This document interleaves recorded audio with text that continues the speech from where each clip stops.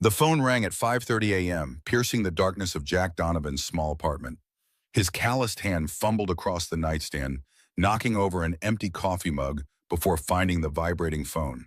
The caller ID showed unknown, and Jack's first instinct was to ignore it. But in his line of work, a struggling mechanic with a garage perpetually on the brink of closing, unknown callers sometimes meant emergency repairs and much-needed cash. "Donovan Auto," he answered, his voice still thick with sleep. "Mr. Donovan? Jack Donovan?" The voice on the other end was crisp, professional, female. "Yes, that's me." Jack sat up, instantly more alert. Few people called him Mr. anymore. "I apologize for the early hour. I'm calling about an emergency escort job. $800 for approximately 6 hours of your time today. Are you available?" Jack's hand instinctively moved to his father's pocket watch on the nightstand. The metal was worn smooth from years of worry, the gold plating long since rubbed away to reveal the brass beneath. $800. That would cover Dylan's school fees with enough left over for groceries for the week. Maybe even a small dent in the electric bill that had been glaring at him from the kitchen counter. "Who is this? How did you get my number?" Jack asked, suspicion creeping into his voice. In his experience, offers that sounded too good to be true usually were. "My employer requires discretion. I can assure you this is a legitimate request. You come highly recommended for your reliability." The woman paused. "The job is simple. Escort a VIP client to a charity event and ensure their safety. You'd be required to wear formal attire. The Westbrook Hotel, penthouse suite, noon today." Jack glanced at his sleeping son through the half-open bedroom door. Dylan was curled up in his bed, dark hair falling across his forehead, looking so much like his mother that it still took Jack's breath away sometimes. 2 years since Claire's death, and the resemblance only grew stronger as Dylan approached his 9th birthday. "How did you know about my garage?" Jack pressed, uneasy about the caller's knowledge. "As I said, you come recommended. Will you accept the job, Mr. Donovan? My employer needs an answer now." Jack thought about the school administrator's sympathetic but firm email yesterday. Tuition was already 2 weeks late. Claire had insisted on the private school with its advanced math program, the perfect place for Dylan's remarkable abilities. Keeping him there had been Jack's final promise to her. "I'll be there," he said finally. "Excellent. Noon sharp, Mr. Donovan. Dress appropriately." The line went dead. Jack sat in the darkness, the phone still in his hand, wondering what he'd just agreed to. $800 for an escort job? It didn't make sense. But sense wasn't paying the bills these days. Morning sunlight filtered through the worn curtains as Jack made breakfast. Pancakes shaped like dinosaurs, Dylan's favorite. His sons sat at their small kitchen table, calculator in hand, working through math problems meant for children twice his age. "Dad, did you know that if you take any number, multiply it by 9, and add the digits of the result together, you always get 9? Dylan looked up, his blue eyes, Claire's eyes, bright with excitement. "Is that right?" Jack flipped a triceratops-shaped pancake onto Dylan's plate. "Show me." Dylan scribbled on his paper. "Take 54, multiply by 9, you get 486. Then 4 plus 8 plus 6 equals 18, and 1 plus 8 equals 9. He beamed triumphantly. Jack ruffled his son's hair. "That's amazing, buddy. You're getting too smart for me. Mom used to say math is like a secret language. Once you learn it, you can read the universe." Dylan's smile faltered slightly, as it always did when he mentioned Claire. Jack swallowed hard. She was right about that. She was right about a lot of things. He turned back to the stove, blinking rapidly. "Listen, I've got a special job today. Mrs. Peterson from next door will pick you up from school and watch you until I get back, okay?" Dylan nodded, already back to his calculations. Jack watched him for a moment, this small person who somehow kept going, despite everything they'd lost. Claire had been diagnosed with stage 4 cancer just 3 months after Dylan's 6th birthday. 11 months later, she was gone, leaving Jack with a devastated child, a mountain of medical debt, and a promise to give their son the education she had valued so highly. Jack worked 3 jobs now: the garage he'd inherited from his father, weekend shifts at the local hardware store, and occasional home repair work for elderly neighbors who couldn't afford professional contractors. He'd sold their house to pay off Claire's medical bills, moving them into this small apartment above the garage. Every penny went to keeping Dylan in that school, to preserving some part of the future Claire had envisioned for their son. The black suit hung in Jack's closet like a ghost, the same suit he'd worn to Claire's funeral 2 years ago, and rarely since. He'd lost weight since then, and the jacket hung loosely from his shoulders as he fastened the buttons. The dress shirt beneath it had yellowed slightly at the collar, but it was clean and pressed. It would have to do. Dylan had already left for school, with strict instructions to behave for Mrs. Peterson and to finish his homework before turning on the TV. Jack checked his reflection in the bathroom mirror, barely recognizing the man who stared back. At 38, his face had weathered like leather left in the sun. Dark hair cropped short, the first touches of gray at his temples. Eyes that had once crinkled easily with laughter now seemed permanently shadowed. Claire used to tease him about his perpetually oil-stained hands, but today he'd scrubbed them raw, forcing the ingrained motor oil from the creases of his knuckles. The Westbrook Hotel towered over the downtown skyline, a gleaming spire of glass and steel that seemed to belong to a different world than Jack's garage. The doorman gave him a skeptical look as he approached, taking in the too large suit and scuffed dress shoes. "I'm here for a client in the penthouse," Jack said, feeling out of place and irritated by it. The doorman's expression didn't change, but he picked up his phone and murmured something. After a moment, he nodded. "They're expecting you, sir. Express elevator, key card required." He handed Jack a sleek black card, penthouse level. The elevator was mirrored on all sides, forcing Jack to confront his reflection from every angle. He straightened his tie, wishing he had thought to get a haircut. Too late now. The penthouse door opened before he could knock. A woman stood there, perhaps in her mid-30s, studying him with an intensity that made him want to check if he had something stuck in his teeth. She wore a simple gray dress that somehow managed to look more expensive than anything Jack had seen in department store windows.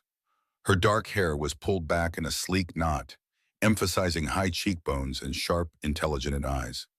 "Mr. Donovan," she said, and Jack recognized the crisp voice from the phone. "Please come in." The penthouse stretched behind her like a museum of wealth he'd never touch. Floor-to-ceiling windows offered a panoramic view of the city. Crystal chandeliers caught the midday light and scattered it across polished marble floors. The furniture looked like it had never been sat on, arranged for appearance rather than comfort. The woman gestured for him to follow her into what appeared to be a living room. "My name is Eleanor Reed. I'll be your client today." Jack frowned. The caller mentioned escorting a VIP. I assumed I'd be working security for someone else. Eleanor's lips curved slightly. "You are escorting a VIP, Mr. Donovan." "Me." She moved closer, close enough that he caught the scent of her perfume mixing with the scent of his own nervous sweat. "But what you don't know is that I've been testing your strength in ways you can't imagine." Jack's throat went dry. Testing his strength? He'd fixed transmissions with his bare hands, worked 3 jobs to keep food on the table, held his son while they both cried over Claire's empty chair. But this woman spoke like she'd witnessed something he couldn't remember doing.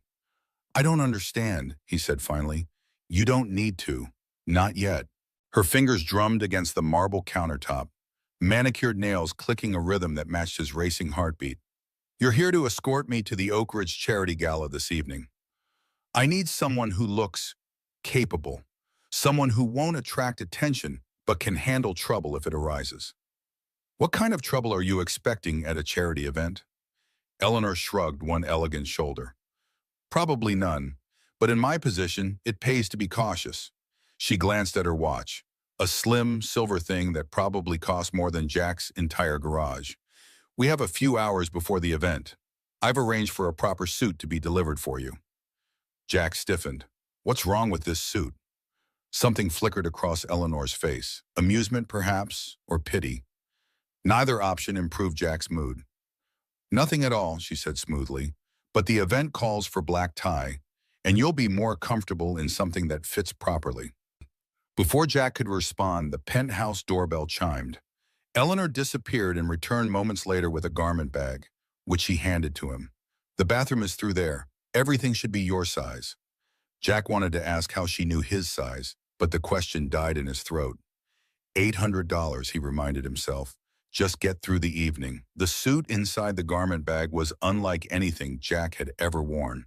The fabric felt butter soft against his skin, the cut somehow managing to disguise the fact that he'd lost muscle mass in the past 2 years.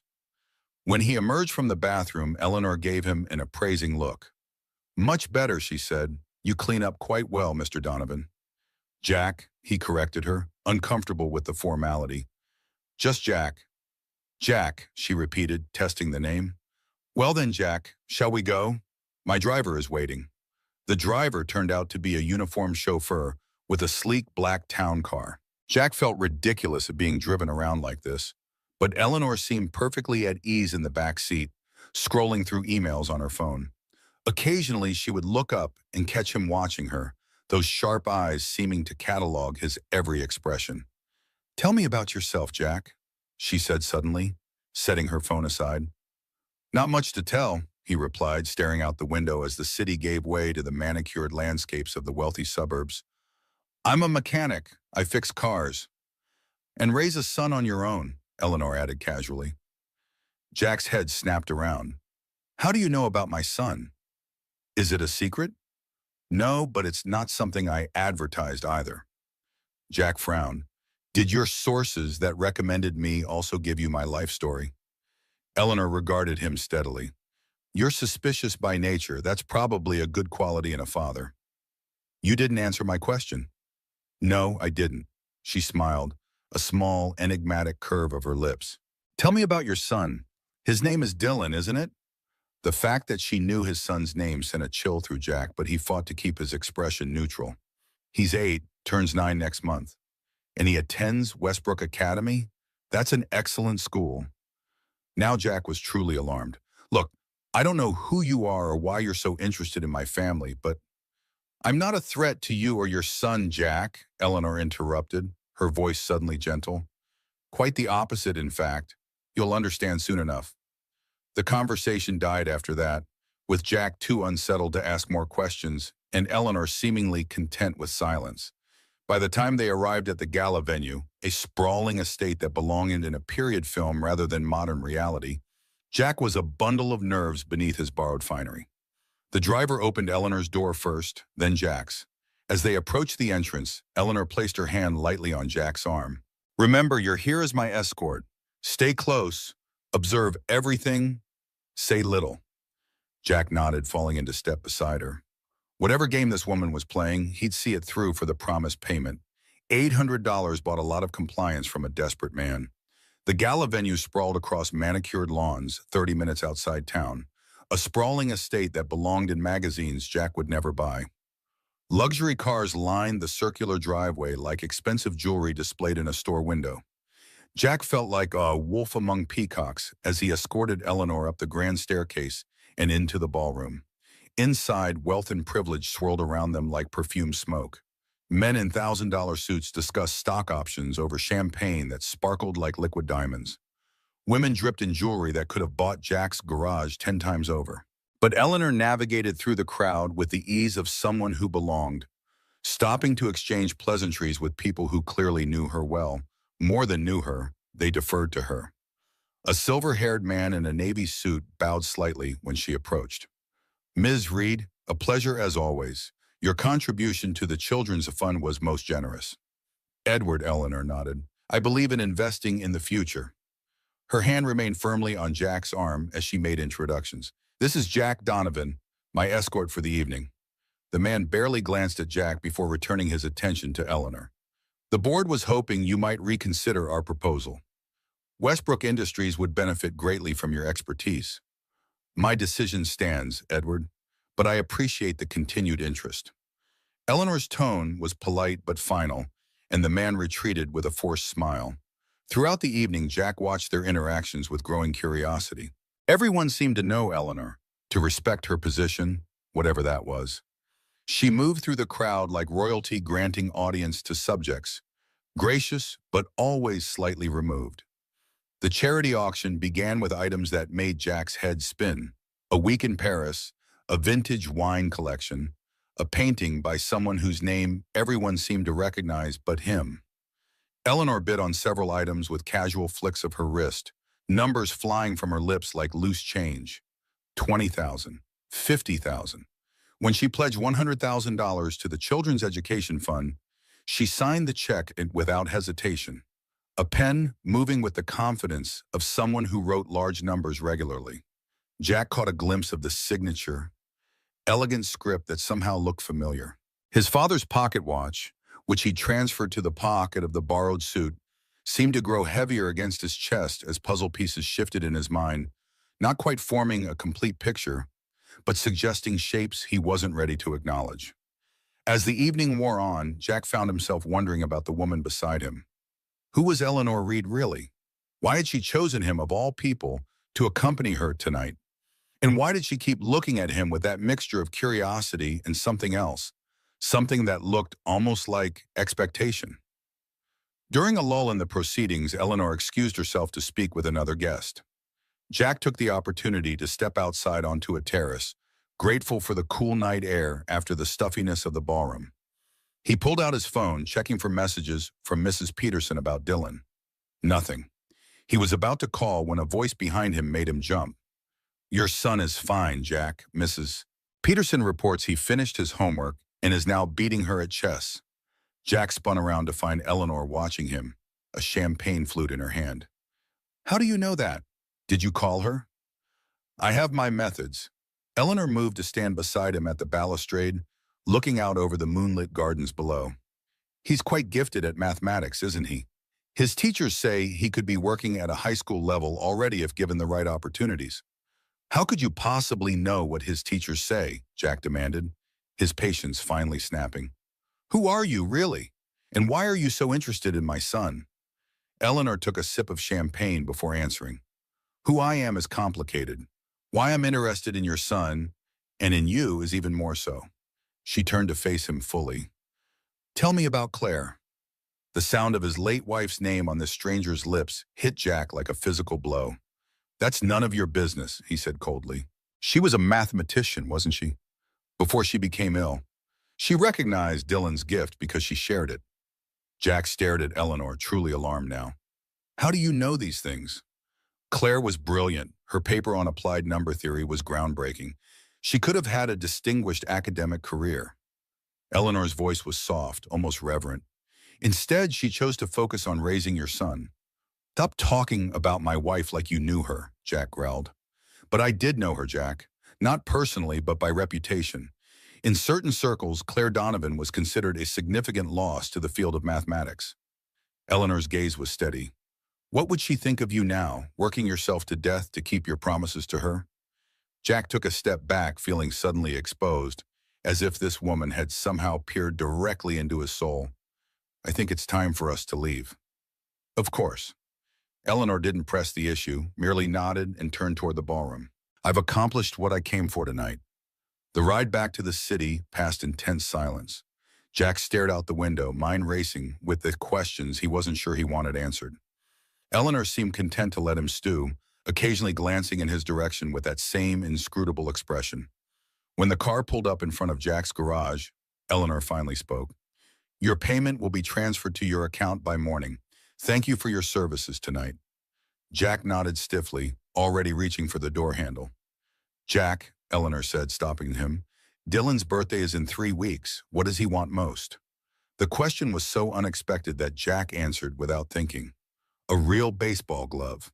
The good kind that the kids with money have."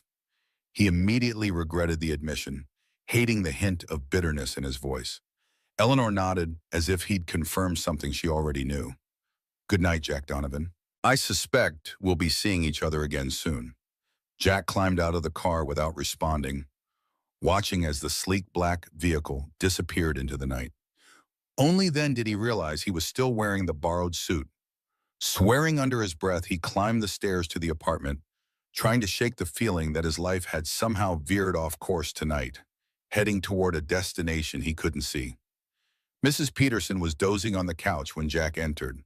She startled awake, then blinked owlishly at his attire. "My goodness, Jack, don't you look handsome, like something out of a movie." "Thanks for watching Dylan," Jack said, reaching for his wallet. "Let me pay you for your time." The older woman waved him off. "No need. That nice lady already took care of it." Jack froze. "What nice lady?" The Chinese who called about the job. She transferred money to my account this afternoon. Far too much, really, but she insisted. Mrs. Peterson gathered her cardigan. Dylan's asleep. He was worried when you weren't home at the usual time, but I told him you had an important job. He was so proud of his daddy, working hard. After Mrs. Peterson left, Jack checked on Dylan, who was indeed fast asleep, a math book open on the bed beside him. Jack carefully removed the book, marked it by, and set it on the nightstand. For a long moment, he simply watched his son breathe, the steady rise and fall of his chest a reminder of everything Jack had to protect in this world. 3 days passed without incident. Jack threw himself into his work at the garage, trying to forget the strange evening with Eleanor Reed. He had received the promised payment, $800 transferred directly to his account. No explanation, no note. He'd used it to pay Dylan's school fees and buy groceries, pushing aside his unease about the source of the money. On the 4th day, everything changed.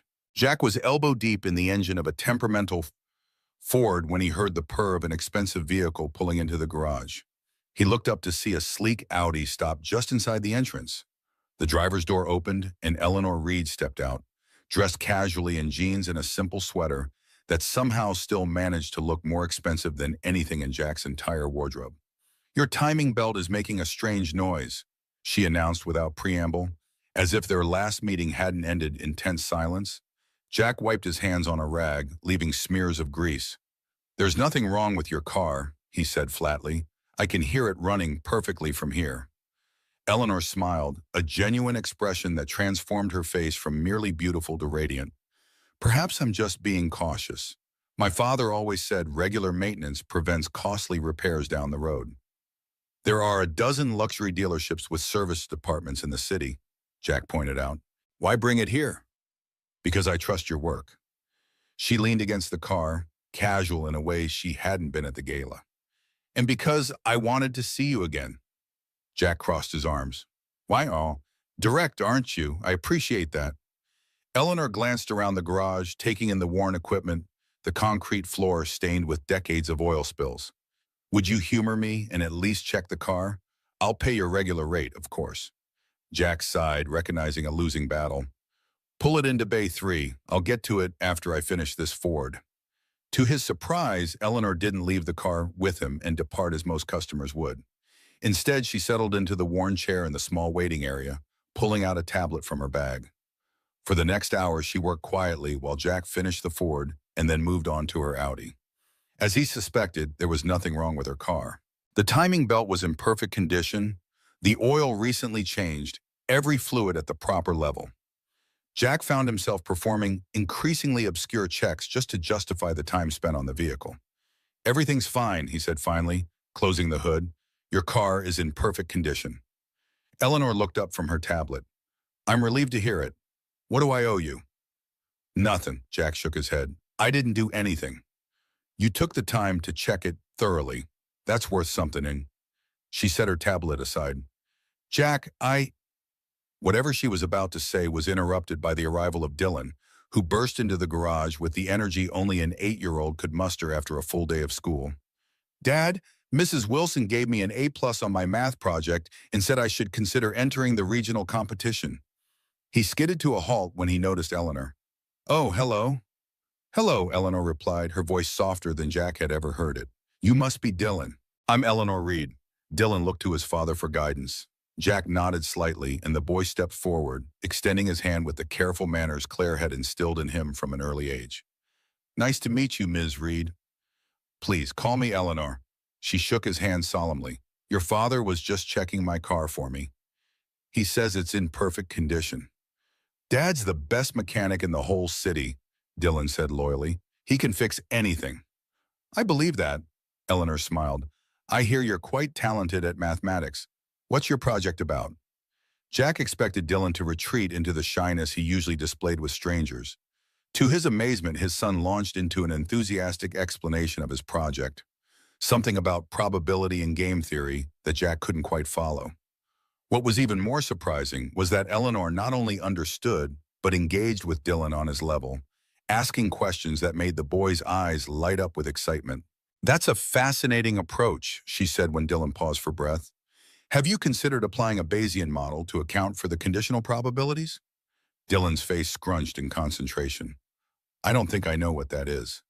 It's a way of updating probabilities based on new information, Eleanor explained. She grabbed a notepad from the counter and quickly sketched out a diagram. See, if you start with this assumption and then add new data here. Jack watched in astonishment as his son and this mysterious woman bent their heads over the notepad, deep in discussion about mathematical concepts he barely recognized. Eleanor spoke to Dylan not as an adult humoring a child, but as one mathematician to another, respecting his intelligence while gently expanding his understanding. Before Jack knew it, an hour had passed, and Dylan was asking if Eleanor could help him refine his project for the competition. Jack opened his mouth to intervene. This woman was still essentially a stranger. Despite the odd connection she seemed determined to forge, but Eleanor spoke first. I'd be honored to help, but only if your father approves. She looked at Jack, a question in her eyes. Dylan turned to him with a pleading expression. Please, Dad? Eleanor knows all about advanced probability, and she said my approach is innovative but needs refinement, and she can help me make it competition. Ready. Jack hesitated, torn between caution and the desire to support his son's obvious enthusiasm. I don't know, buddy. Ms. Reed probably has a busy schedule and I can make time, Eleanor said quietly. I'd consider it a privilege to work with a young mind like Dylan's. There was something in her expression, a sincerity that cut through Jack's defenses. Despite his reservations, he found himself nodding. All right, but homework and regular school assignments come first.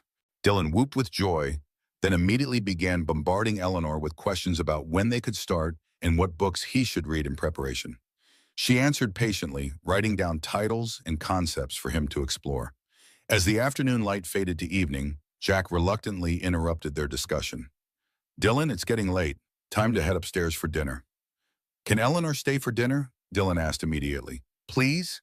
Jack glanced at Eleanor, expecting her to make a polite excuse. Instead, she looked almost vulnerable, as if the invitation meant more to her than it should. I wouldn't want to impose, she said carefully. It's just spaghetti, Jack warned. Nothing fancy. Spaghetti sounds perfect. Eleanor gathered her tablet and bag. If you're sure it's no trouble. And so Jack found himself preparing dinner for 3 instead of 2, hyper-aware of Eleanor's presence at their small kitchen table as she continued to discuss math with Dylan. The apartment suddenly felt both too small and somehow warmer with her in it. Jack couldn't remember the last time they had had a guest for dinner. Since Claire's death, he'd kept their social circle small, protective. During the meal, Eleanor seamlessly shifted the conversation to include Jack, asking about the garage, how long he'd been a mechanic, whether he'd always wanted to work with cars. Her questions were genuine, not the polite small talk of someone merely being courteous. My father was a mechanic, Jack found himself explaining. He taught me everything I know. The garage was his, passed down to me when he died 5 years ago. You must have been close, Eleanor observed. We were after my mother left. It was just the two of us for most of my childhood. Jack twirled spaghetti around his fork. He used to say there's no problem that can't be fixed if you have the right tools and enough patience. A wise philosophy for life as well as cars, Eleanor said softly. After dinner, Dylan insisted on showing Eleanor his collection of math books and the small trophy he'd won in last year's school competition. Jack used the opportunity to clear the table and wash dishes, listening to their voices from the next room. Dylan's excited chatter punctuated by Eleanor's thoughtful responses. When it was time for her to leave, Dylan hugged her goodbye, a gesture that startled both adults. Jack couldn't remember the last time his son had initiated physical contact with anyone outside their immediate family. The boy had been cautious around adults since Claire's death, building walls that even Jack struggled to penetrate sometimes. But something about Eleanor's genuine interest, her patient explanations, her way of treating Dylan like a person rather than a child, had earned his trust. As Jack watched them together, he saw something he'd forgotten could exist. A family dynamic that felt natural, unforced. Right. The realization scared him more than any engine problem he'd ever faced. Letting someone into their carefully constructed world meant risking the devastation that came when that person left. And people always left, one way or another. At the door, Eleanor turned to Jack. "Thank you for dinner, and for letting me spend time with Dylan. He's extraordinary." "He is," Jack agreed, pride momentarily overriding his caution. "He gets that from his mother." "And from you," Eleanor said firmly. "Intelligence takes many forms, Jack. Don't sell yourself short." She reached out and squeezed his arm gently, the brief contact sending an unexpected warmth through him. Then she was gone, the sound of the Audi's engine fading into the night. Jack closed the door, leaning his forehead against the cool wood for a moment. What was happening here? Who was this woman who had inserted herself into their lives with such ease? And why couldn't he bring himself to send her away? In the days that followed, Eleanor became a regular presence at the garage. She would arrive in the late afternoon, ostensibly with minor car issues that required Jack's attention, but they both knew the real purpose of her visits was to work with Dylan on his math project. Jack found himself looking forward to her arrivals, watching the clock as the day progressed, anticipating the moment when her car would pull into the garage. She never arrived empty-handed, bringing books for Dylan, coffee for Jack, occasionally dinner for all three of them when she sensed he was too tired to cook. Her generosity was understated but constant, never making Jack feel like a charity case, always framed as practical assistance between friends. Friends. Was that what they were becoming? Jack wasn't sure. There was still too much he didn't know about Eleanor Reed, where she lived, what she did for a living, why she had singled out his family for her attention. But he couldn't deny the positive effect she was having on Dylan. His son was flourishing under her guidance, his natural mathematical abilities expanding in ways that his school teachers, however well-intentioned, couldn't facilitate. And if Jack was honest with himself, Eleanor was having an effect on him too. She listened when he spoke about Claire, without offering empty platitudes or advice, simply holding space for his grief while refusing to be intimidated by it. She talked about her own losses, a father who worked too much, a mother who left too early, the weight of expectations that threatened to crush anyone who tried to carry them alone. Their conversations revealed matching scars, different in origin but similar in depth. Two people who understood that life could break you in ways that left you simultaneously stronger and more fragile. The first time Dylan fell asleep on the couch while they were talking, Jack found himself sharing stories about Claire without the sharp edge of grief that usually accompanied her memory. He told Eleanor about their first date, a disaster at a fancy restaurant where Jack had tried too hard to impress the brilliant math major who'd somehow agreed to go out with him. "I spilled wine all over the tablecloth, knocked over a candle, and nearly set the place on fire," he admitted, smiling at the memory. "Claire laughed so hard she snorted, which made me feel better about the whole thing. Then she suggested we leave before we got banned for life and go get burgers instead." "She sounds wonderful," Eleanor said, her eyes warm in the dim light of the apartment. She was. The smartest person I've ever known, but never made anyone feel less for not understanding what came so easily to her. Jack glanced at his sleeping son. Dylan is so much like her. Not just the math, but the way he sees the world. Patterns and connections everywhere. "He has your heart, though," Eleanor observed quietly. "Your determination. Your loyalty." Jack looked at her, surprised by the assessment. "You hardly know me." "I know enough." Eleanor's gaze was steady. "I know you've kept every promise you made to Claire, no matter the cost to yourself. I know you put Dylan's needs above your own without hesitation. I know you're the kind of man who fixes things, not just cars, but people, situations, problems." "You make me sound better than I am," Jack said uncomfortably. "No, I see you clearly, Jack Donovan." Eleanor stood, gathering her things. "It's getting late. I should go." Jack walked her to the door, as he always did. This time, however, Eleanor paused before leaving. "Dylan's birthday is next week," she said. "Would it be all right if I got him something?" "Nothing extravagant," she added quickly, seeing his expression. "Just a book or two I think he'd enjoy." Jack wanted to refuse, to maintain some boundary between this woman and their lives, but found he couldn't. Not when she had already given Dylan so much that had nothing to do with material gifts. "That would be fine," he said finally. "He'd like that." Eleanor smiled, that radiant expression that transformed her face. "Good night, Jack." "Good night, Eleanor." As he closed the door behind her, Jack realized with a start that he was falling for this mysterious woman who had walked into their lives without warning. The thought terrified him, not just because of the secrets she still kept, or the obvious differences in their circumstances, but because loving someone meant making yourself vulnerable to loss again. And Jack wasn't sure his heart could survive another breaking. Dylan's ninth birthday approached like a storm cloud on Jack's horizon. Previous celebrations had been modest affairs, limited by budget constraints and his own emotional capacity for joy. But this year felt different. Dylan had been dropping hints about a baseball glove for weeks, his eyes lighting up whenever they passed the sporting goods store window. Jack had been saving every spare dollar, but the numbers still fell short of the price tag attached to quality equipment. The gap between what he could provide and what his son deserved felt like a canyon he couldn't bridge. Pride warred with desperation as he considered asking Eleanor for help, knowing she had the means, but terrified of what that request might cost him in terms of dignity and independence. Eleanor solved his dilemma before he could voice it. She arrived at the garage 3 days before Dylan's birthday with a proposal that caught Jack off guard. Her company was sponsoring a youth baseball league and needed someone to teach basic automotive skills to teenagers interested in mechanics. The pay would be generous, enough to cover the glove and the birthday party Dylan had been dreaming about. "Your company," Jack repeated, leaning against a workbench. "You've never actually told me what you do, Eleanor." "I'm in management," she said vaguely. "Business administration primarily. And this company of yours just happens to need an auto mechanic to teach teenagers right when I need extra cash for Dylan's birthday?" Jack raised an eyebrow, skepticism evident in his tone. Eleanor met his gaze without flinching. "The need is genuine. The timing is fortunate. Does it matter?" It did matter, but Jack couldn't bring himself to refuse, not when the alternative was disappointing his son on his birthday. "When would I start?" "Next week. 2 evenings a week, 3 hours per session." Eleanor handed him a folder with details.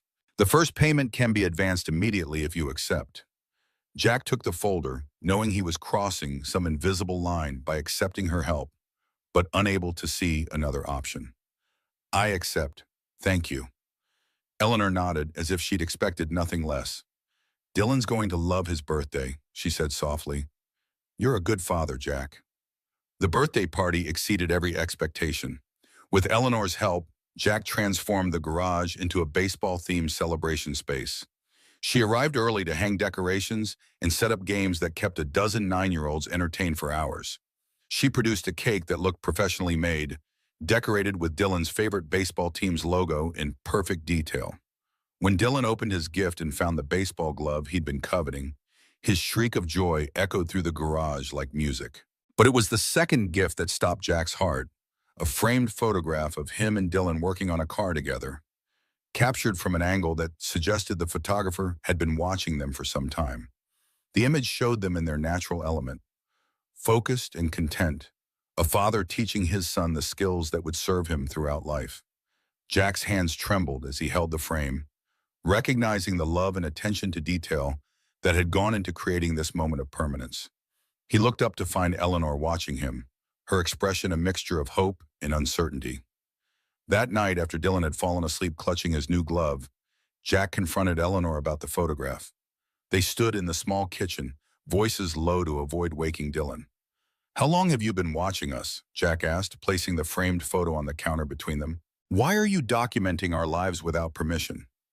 Eleanor's explanation came wrapped in words that felt carefully chosen, rehearsed. "I was moved by your relationship," she said. "The way you pour everything into being the father Dylan needs. It inspired me. Photography is a hobby of mine, a way of preserving moments that might otherwise be lost to time." But her eyes avoided his while she spoke, and Jack noticed the way her fingers drummed against her thigh, a nervous tick he'd observed before when she was hiding something. The explanations felt true but incomplete, like puzzle pieces that fit but left gaping holes in the bigger picture. "There's more to it than that," Jack pressed. "You've been in our lives for weeks now, Eleanor. You know almost everything about us. But I still know next to nothing about you. Who are you really? What do you want from us?" Eleanor's composure cracked slightly, a flicker of vulnerability crossing her face. "What I want," she began, then stopped, seeming to reconsider her words. I'm not here to hurt you or Dylan. I hope you believe that, at least. I do, Jack admitted. But that doesn't answer my question. No, it doesn't, Eleanor sighed. I'm not ready to explain everything, Jack. Not yet. Can you, can you trust me a little longer? Jack studied her face, searching for any sign of deception. What he saw instead was a deep well of loneliness that matched his own, a person who had built walls to protect themselves from a world that had caused them pain. Despite his reservations, he found himself nodding. A little longer, he agreed, but not indefinitely, Eleanor. We've had enough mystery in our lives. She smiled faintly. Thank you. After a moment's hesitation, she reached out and squeezed his hand, a brief contact that left his skin tingling. Good night, Jack. As he watched her leave, Jack couldn't shake the feeling that he was missing something important, a key piece of the puzzle that would make sense of Eleanor Reed's presence in their lives. Whatever her secrets, he was beginning to believe they weren't malicious. But that didn't make them any less concerning. The coming weeks would reveal truths that would test everything Jack thought he knew about Eleanor, about himself, and about the possibilities for a future he'd stopped believing in when Claire died. The journey ahead would not be easy, but as his father's pocket watch ticked steadily in his pocket, Jack found himself hoping, for the first time in years, that time might be on his side after all. As Eleanor's visits to the garage became routine, Jack found himself increasingly drawn to her presence. The anticipation he felt waiting for her car to pull in each afternoon surprised him, a feeling he hadn't experienced in years. Each visit brought something new, advanced math books that made Dylan's eyes light up, a special blend of coffee Jack had mentioned liking once, or occasionally dinner when she noticed him looking particularly tired. What impressed Jack most wasn't the gifts themselves, but how Eleanor offered them. Never as charity, always as something natural between friends, understanding his pride while respecting his struggles, friends. Was that what they were becoming? Jack wasn't sure. There was still too much he didn't know about Eleanor Reed, where she lived, what she did for a living, why she had singled out his family for her attention. But he couldn't deny the positive effect she was having on Dylan. His son was flourishing under her guidance, his natural mathematical abilities expanding in ways that his school teachers, however well-intentioned, couldn't facilitate. And if Jack was honest with himself, Eleanor was having an effect on him too. She listened when he spoke about Claire, without offering empty platitudes or advice, simply holding space for his grief while refusing to be intimidated by it. She talked about her own losses, a father who worked too much, a mother who left too early, the weight of expectations that threatened to crush anyone who tried to carry them alone. Their conversations revealed matching scars, different in origin but similar in depth. Two people who understood that life could break you in ways that left you simultaneously stronger and more fragile.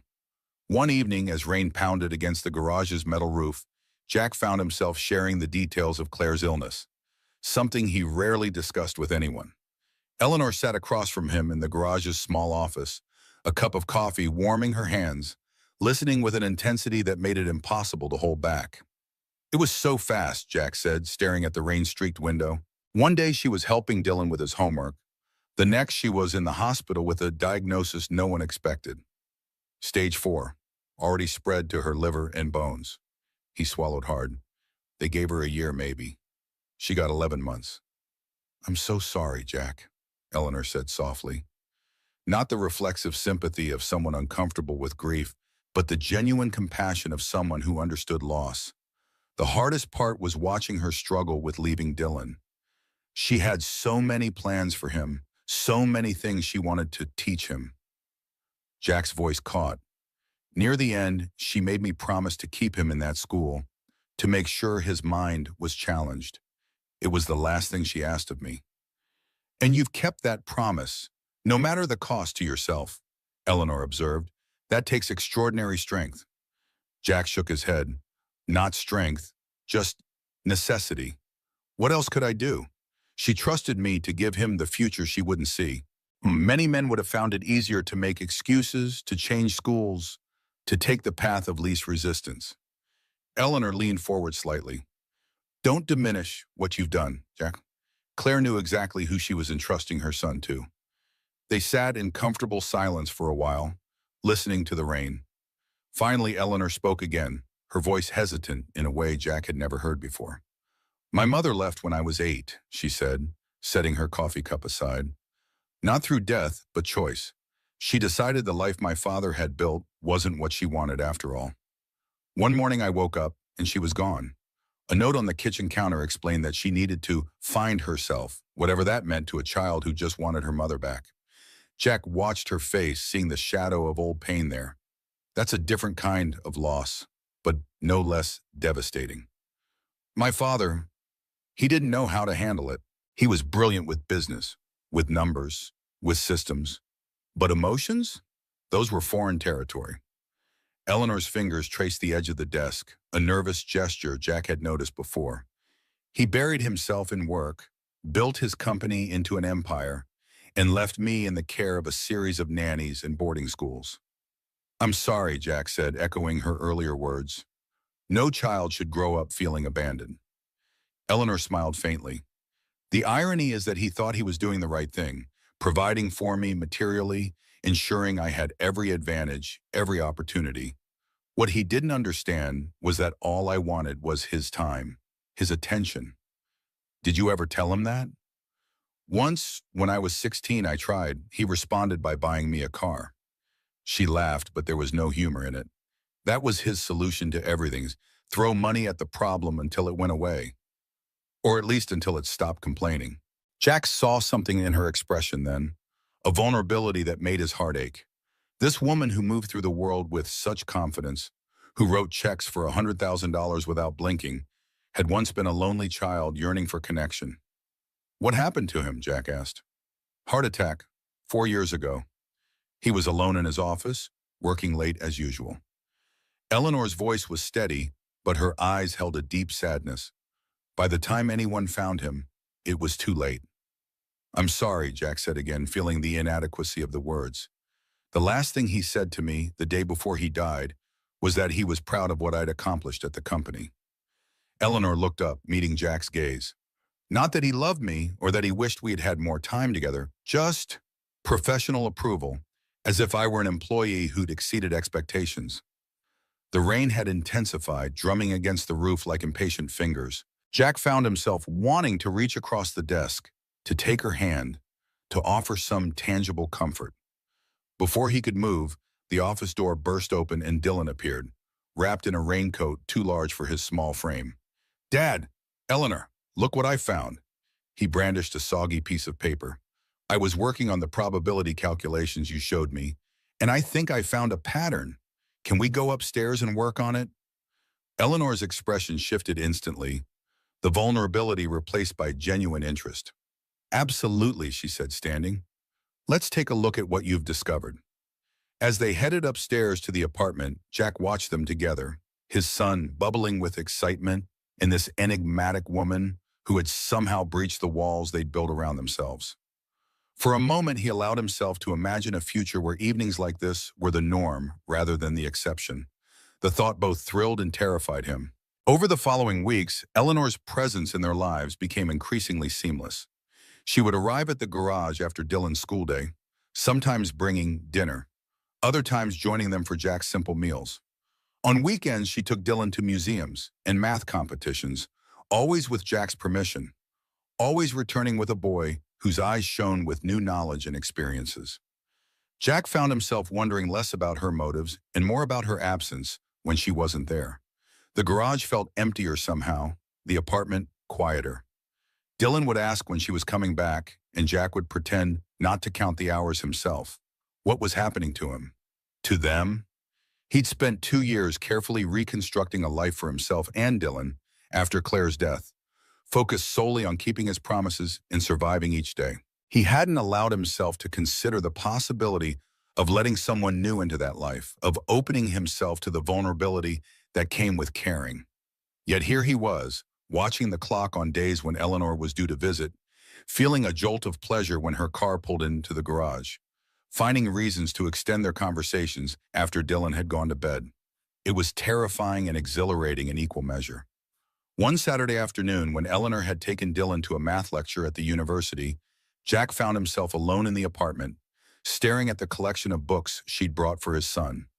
Titles he couldn't begin to understand, concepts that were as foreign to him as another language.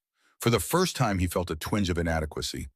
What could he possibly offer someone like Eleanor Reed, with her wealth and education and worldliness?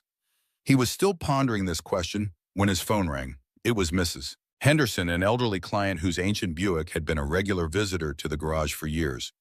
"Jack, dear, I hate to bother you on a weekend, but my car's died again. I'm stranded at the supermarket, and it's starting to rain." Her voice wavered slightly. "I've got frozen things that won't last long in this heat." "I'll be right there," Jack promised, already reaching for his keys. Mrs. Henderson lived on a fixed income and could barely afford repairs, let alone a tow truck. He'd been fixing her car at cost for years, unable to turn away a woman who reminded him so much of the grandmother who had helped raise him after his mother left. By the time Jack arrived at the supermarket, the rain had become a downpour. Mrs. Henderson waited under the store's awning, a small figure dwarfed by her shopping bags. Jack parked and jogged over to her, already soaked to the skin. "Let's get your groceries in my truck first," he said, taking the heaviest bags from her. "Then I'll look at the car." "You're a good boy, Jack," Mrs. Henderson said, patting his arm. "Your father would be proud." They loaded her groceries into Jack's truck. Then he turned his attention to the Buick. The problem was immediately apparent.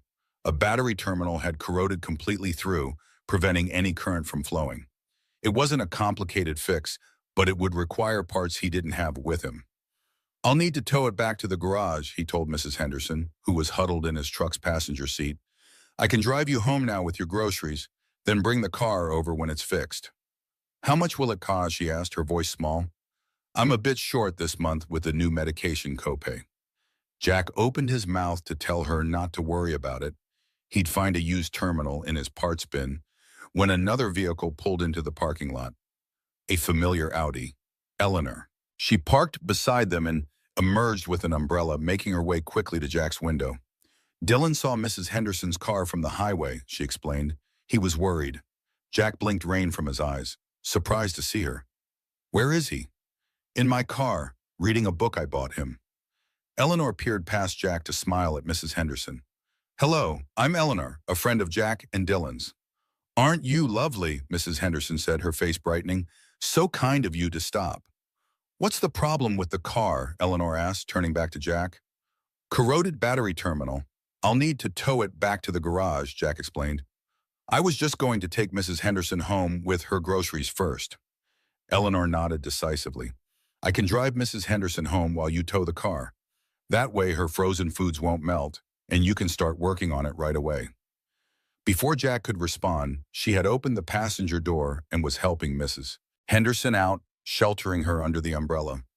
"Dylan and I would love some company if you don't mind," she said to the older woman.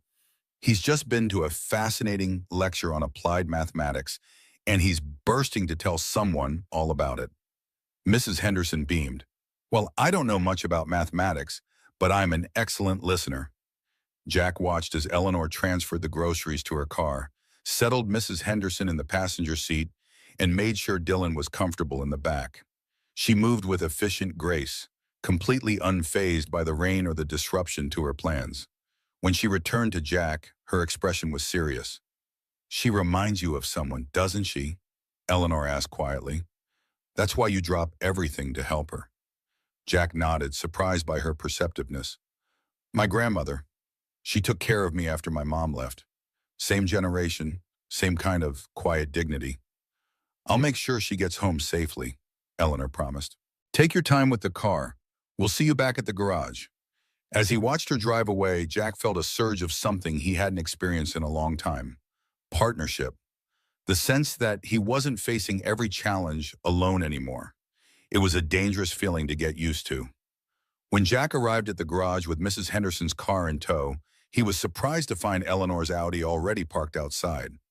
Inside, Dylan was perched on a stool, engrossed in a book, while Eleanor was sweeping the floor with the old broom Jack kept in the corner.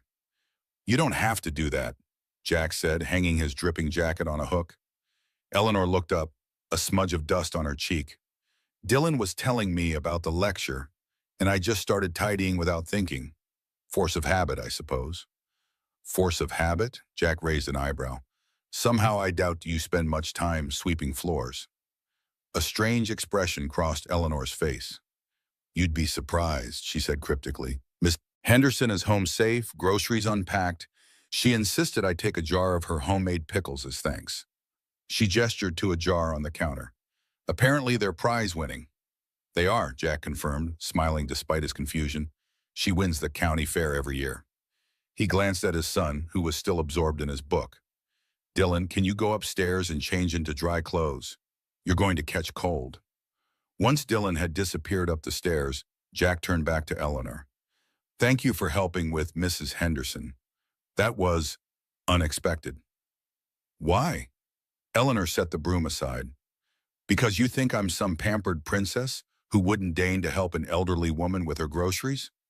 The direct question caught Jack off guard. I don't know what to think about you most of the time, he admitted. You show up in our lives out of nowhere, knowing things about us you shouldn't know. You spend your evenings in a grimy garage helping an 8-year-old with math problems, when you could be, I don't know, attending galas or running your mysterious business. Nothing about this makes sense to me.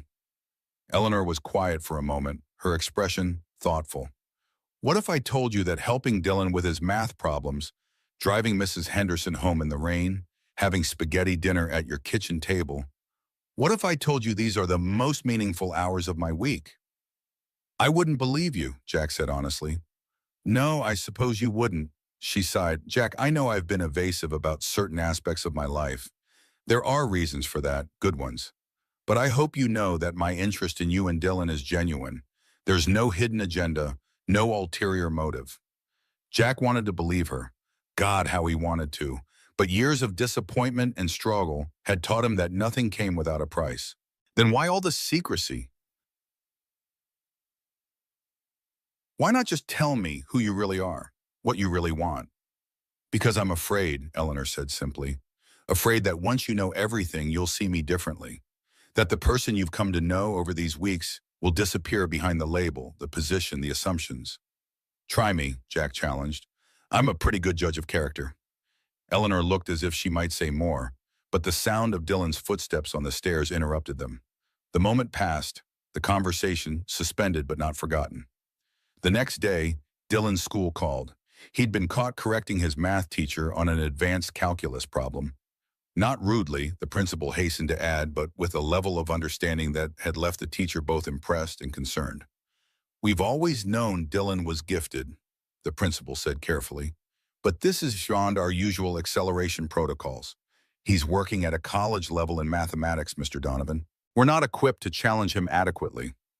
Jack listened with a mixture of pride and panic. Claire had always said Dylan would need specialized education eventually, but Jack had hoped they'd have more time before facing that challenge. The elite math programs in the area cost far more than the regular private school tuition he was already struggling to pay. What are you suggesting? Jack asked, dreading the answer.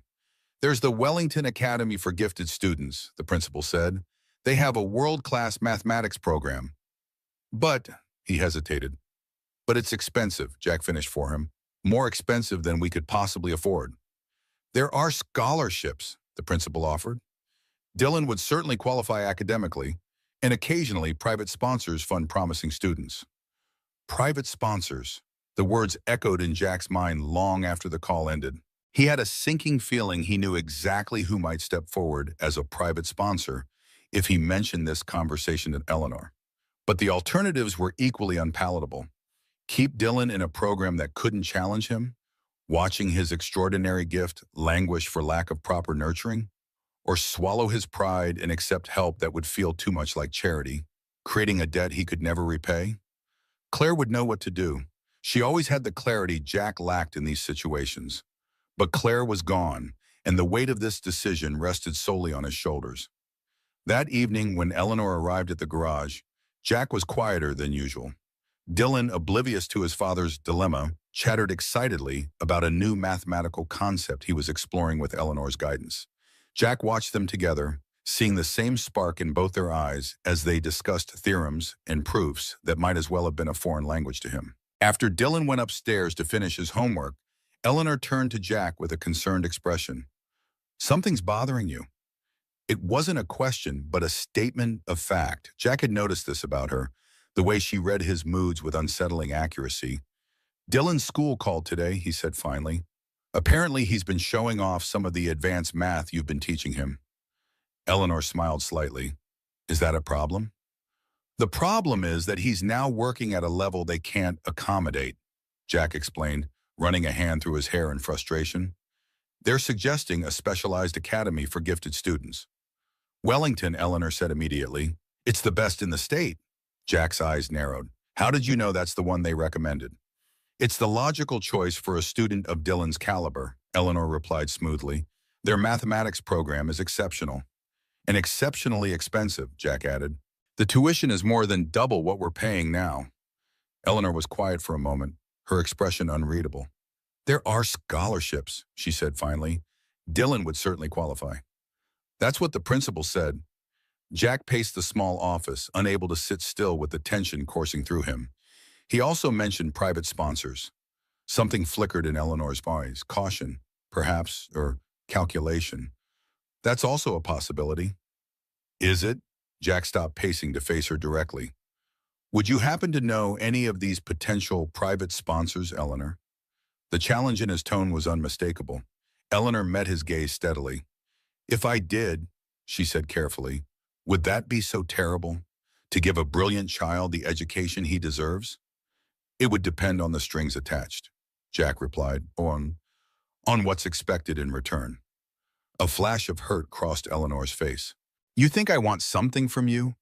That I've been spending time with you and Dylan as some kind of transaction?" "I don't know what to think," Jack admitted. "That's the problem. You're still a mystery to me, Eleanor. You appear in our lives with your expensive car and your designer clothes, taking an interest in a struggling mechanic and his son. You know things about us you shouldn't know. You have connections and resources that make no sense for someone who just walked into my garage one day." Eleanor's composure cracked slightly. "Is it so hard to believe that I might simply enjoy your company?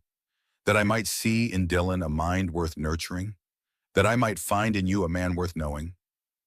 The raw emotion in her voice caught Jack off guard.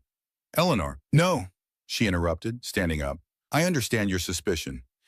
In your position, I'd probably feel the same way. But I had hoped that after all these weeks, you might have begun to trust me, at least a little." "I want to," Jack said honestly. "But every time I think we're getting closer to the truth, you change the subject or speak in riddles. If you want my trust, Eleanor, you need to earn it with honesty." Eleanor gathered her purse, her movements stiff with hurt pride. "Perhaps you're right. Perhaps it's time for honesty." She paused at the office door. "Dylan's birthday is next week. After the celebration, we should talk. Really talk. I'll answer your questions then." Before Jack could respond, she was gone, the sound of her car engine fading into the night. He stood in the empty office, wondering if he'd just made a terrible mistake by pushing too hard, too soon. Dylan's 9th birthday approached like a storm cloud on Jack's horizon. Previous celebrations had been modest affairs, limited by budget constraints and his own emotional capacity for joy. But this year felt different. Dylan had been dropping hints about a baseball glove for weeks, his eyes lighting up whenever they passed the sporting goods store window. Jack had been saving every spare dollar, but the numbers still fell short of the price tag attached to quality equipment. The gap between what he could provide and what his son deserved felt like a canyon he couldn't bridge. Pride warred with desperation as he considered asking Eleanor for help, knowing she had the means, but terrified of what that request might cost him in terms of dignity and independence. 3 days before Dylan's birthday, Jack was elbow deep in an engine when he heard the now familiar sound of Eleanor's Audi pulling into the garage. He hadn't seen her since their tense conversation about Wellington Academy, and he wasn't sure what to expect. Wiping his hands on a rag, he emerged from under the hood to find her standing by her car, expression unreadable. "Do you have a minute?" she asked, her tone more formal than usual. Jack nodded, leading her into the office and closing the door. "Look, about the other night, I have a proposal," Eleanor interrupted, placing a folder on the desk between them. My company is sponsoring a youth mentorship program focused on automotive skills. We need someone to teach basic mechanics to teenagers interested in the field. The position pays well and would involve 2 evenings a week, 3 hours per session. Jack stared at the folder, suspicion immediately flaring. Your company, he repeated. The one you've never actually told me about. I'm in management, Eleanor said, the vague explanation he'd heard before. Business administration, primarily. And this company of yours just happens to need an auto mechanic right when I need extra cash for Dylan's birthday? Jack raised an eyebrow. Eleanor met his gaze directly. The need is genuine. The timing is convenient. Does it matter? It did matter, but Jack couldn't bring himself to refuse outright. Not when the alternative was disappointing his son on his birthday. When would I start? Next week. The first payment can be advanced immediately if you accept. Eleanor pushed the folder closer to him. All the details are in there. Jack took the folder, feeling as though he was crossing some invisible line. I'll think about it. Of course, Eleanor's expression softened slightly. Jack, I meant what I said about talking after Dylan's birthday. I know you have questions, and I promise to answer them then. But for now, can we just focus on making his day special? The sincerity in her voice was impossible to doubt. Whatever Eleanor's secrets, her affection for Dylan seemed genuine. Jack nodded slowly. All right, for Dylan's sake. Relief flickered across Eleanor's face. Thank you. I've been thinking about the party. If you're amenable, I have some ideas that might make it particularly memorable. Let me guess, Jack said, unable to keep a hint of dryness from his tone. You just happen to know a guy who specializes in 9th birthday parties? To his surprise, Eleanor laughed, a genuine sound that transformed her face. Not exactly, but I do know a fantastic bakery that makes custom cakes, and I have connections with the city's minor league baseball team that might be willing to donate some authentic merchandise for decorations. Despite his reservations, Jack found himself smiling. Dylan would love that. Then it's settled. Eleanor stood, her demeanor lighter now that the tension between them had eased somewhat. I'll handle the cake and decorations if you'll let me. You focus on finding that baseball glove he wants. I'm still not sure about this job offer, Jack warned. It feels too convenient. Think of it as fortunate timing rather than suspicious convenience, Eleanor suggested. But the choice is yours, Jack. It always has been. As she turned to leave, Jack found himself calling after her. Eleanor. She paused, looking back at him questioningly. Thank you for caring about Dylan's birthday. Something soft and vulnerable flickered in her eyes. It's my pleasure. Truly. The following days passed in a flurry of preparation. Jack accepted the teaching position after reviewing the details and finding everything in order. The program was legitimate, the pay generous, but not suspiciously so. The advance allowed him to purchase not only the baseball glove Dylan coveted, but also new shoes to replace the worn-out pair he'd been wearing, despite having outgrown them months ago. Eleanor was true to her word about the decorations. The morning of Dylan's birthday, she arrived at the garage with boxes of baseball-themed party supplies, a custom cake featuring Dylan's favorite team, and even authentic jerseys donated by the local minor league team. Jack watched in amazement as she transformed the garage into a baseball fan's dream, stringing pennants across the ceiling and arranging memorabilia with an artistic eye he wouldn't have expected from a corporate executive.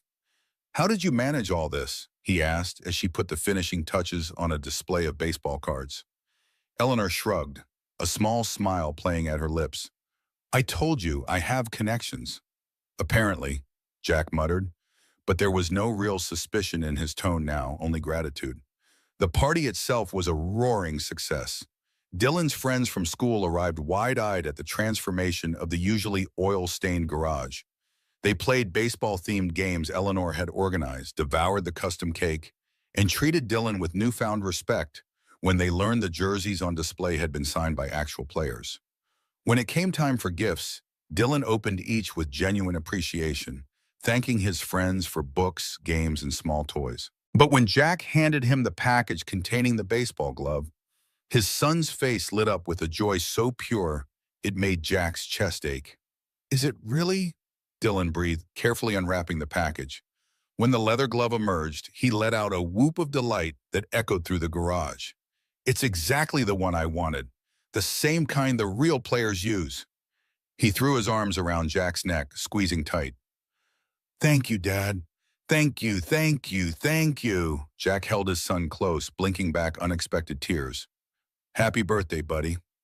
When Dylan finally disentangled himself, Eleanor stepped forward with a small, neatly wrapped package.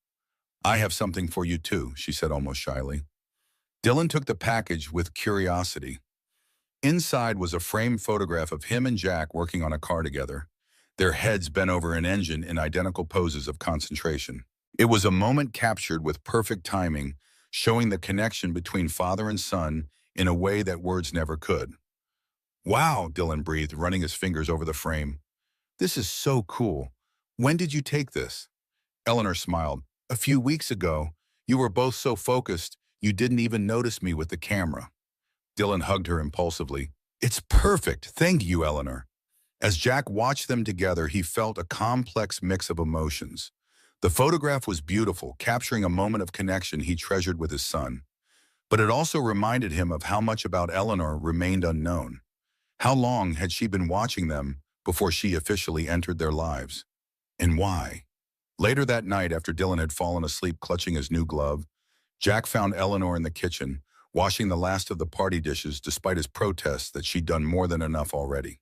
We need to talk about the photograph, he said quietly, taking the frame from where Dylan had proudly displayed it on the bookshelf. Eleanor's hands stilled in the soapy water. I knew you'd ask about that. How long have you been watching us, Eleanor? Jack placed the photo on the counter between them. Why are you documenting our lives without permission? Eleanor dried her hands slowly, buying time. When she finally spoke, her words seemed carefully chosen. I was moved by your relationship with Dylan, the way you pour everything into being the father he needs. It inspired me. Photography is a hobby of mine, a way of preserving moments that might otherwise be lost to time.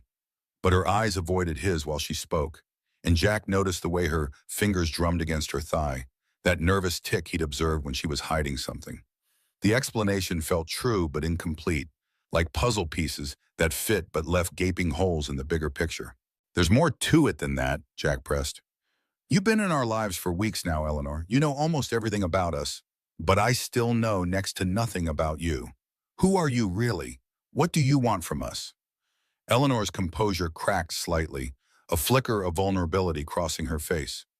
What I want, she began, then stopped, seeming to reconsider her words. I'm not here to hurt you or Dylan. I hope you believe that at least. I do, Jack admitted, but that doesn't answer my question. No, it doesn't. Eleanor sighed, leaning against the counter. You deserve the truth, Jack, all of it. But I'm afraid once you know, everything will change between us. It's already changing, Jack pointed out. Every day you keep secrets, every time you evade a direct question. It creates distance, not closeness. Eleanor was quiet for a long moment, her internal struggle visible on her face. Finally, she nodded. You're right. But this isn't a conversation for tonight, with Dylan asleep just down the hall and the excitement of his birthday still in the air. Tomorrow evening, I'll come by after Dylan's in bed and I'll tell you everything you want to know. Jack studied her, trying to gauge her sincerity. Promise me. No more evasions, no more half-truths. I promise. Eleanor's voice was soft but firm. Tomorrow you'll know everything. After she left, Jack sat alone in the kitchen for a long time, the framed photograph before him, wondering what revelations the next day would bring, and whether they would strengthen the bond that had been forming between them or shatter it beyond repair. The following evening arrived with agonizing slowness. Jack went through the motions of his day, fixing cars, helping Dylan with homework, preparing dinner, but his mind was fixed on the coming conversation with Eleanor. What secrets could be so significant that she feared revealing them would change everything between them?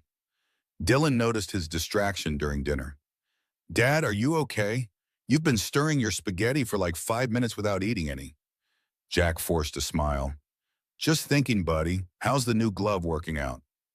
That was enough to launch Dylan into an enthusiastic description of how he'd been practicing catches in the backyard, successfully diverting his attention from Jack's preoccupation. After dinner, bath, and bedtime story, Dylan finally drifted off to sleep, still clutching the baseball glove he'd barely let out of his sight since the party. Jack had just settled on the couch with a cup of coffee when a soft knock came at the door.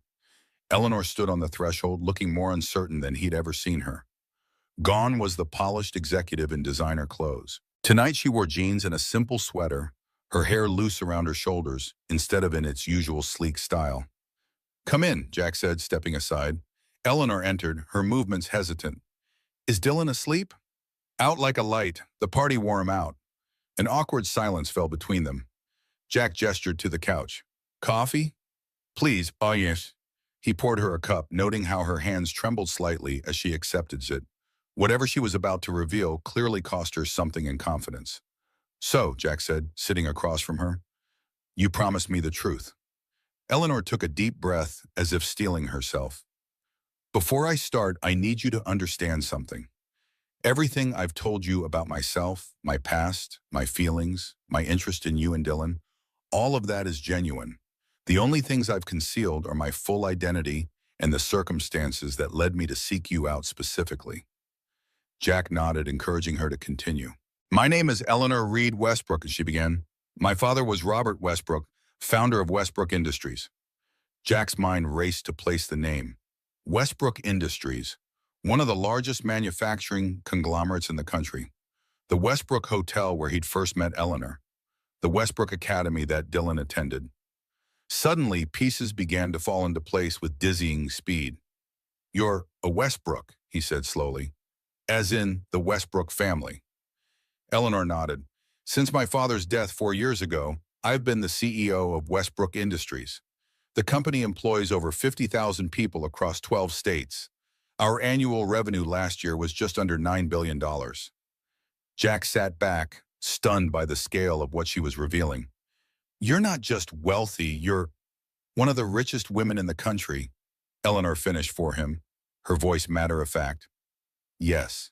And you've been spending your evenings eating spaghetti in my kitchen and helping my son with math homework." Jack shook his head, trying to reconcile this information with the woman he'd come to know. "Why? Why us?" Eleanor set her coffee cup down, her expression serious. "That's the more complicated part of the story. Do you remember when I asked you about Claire, about her work in mathematics?" Jack nodded, uncertainty growing. "What I told you was true. Claire was brilliant. Her paper on applied number theory was groundbreaking." Eleanor hesitated.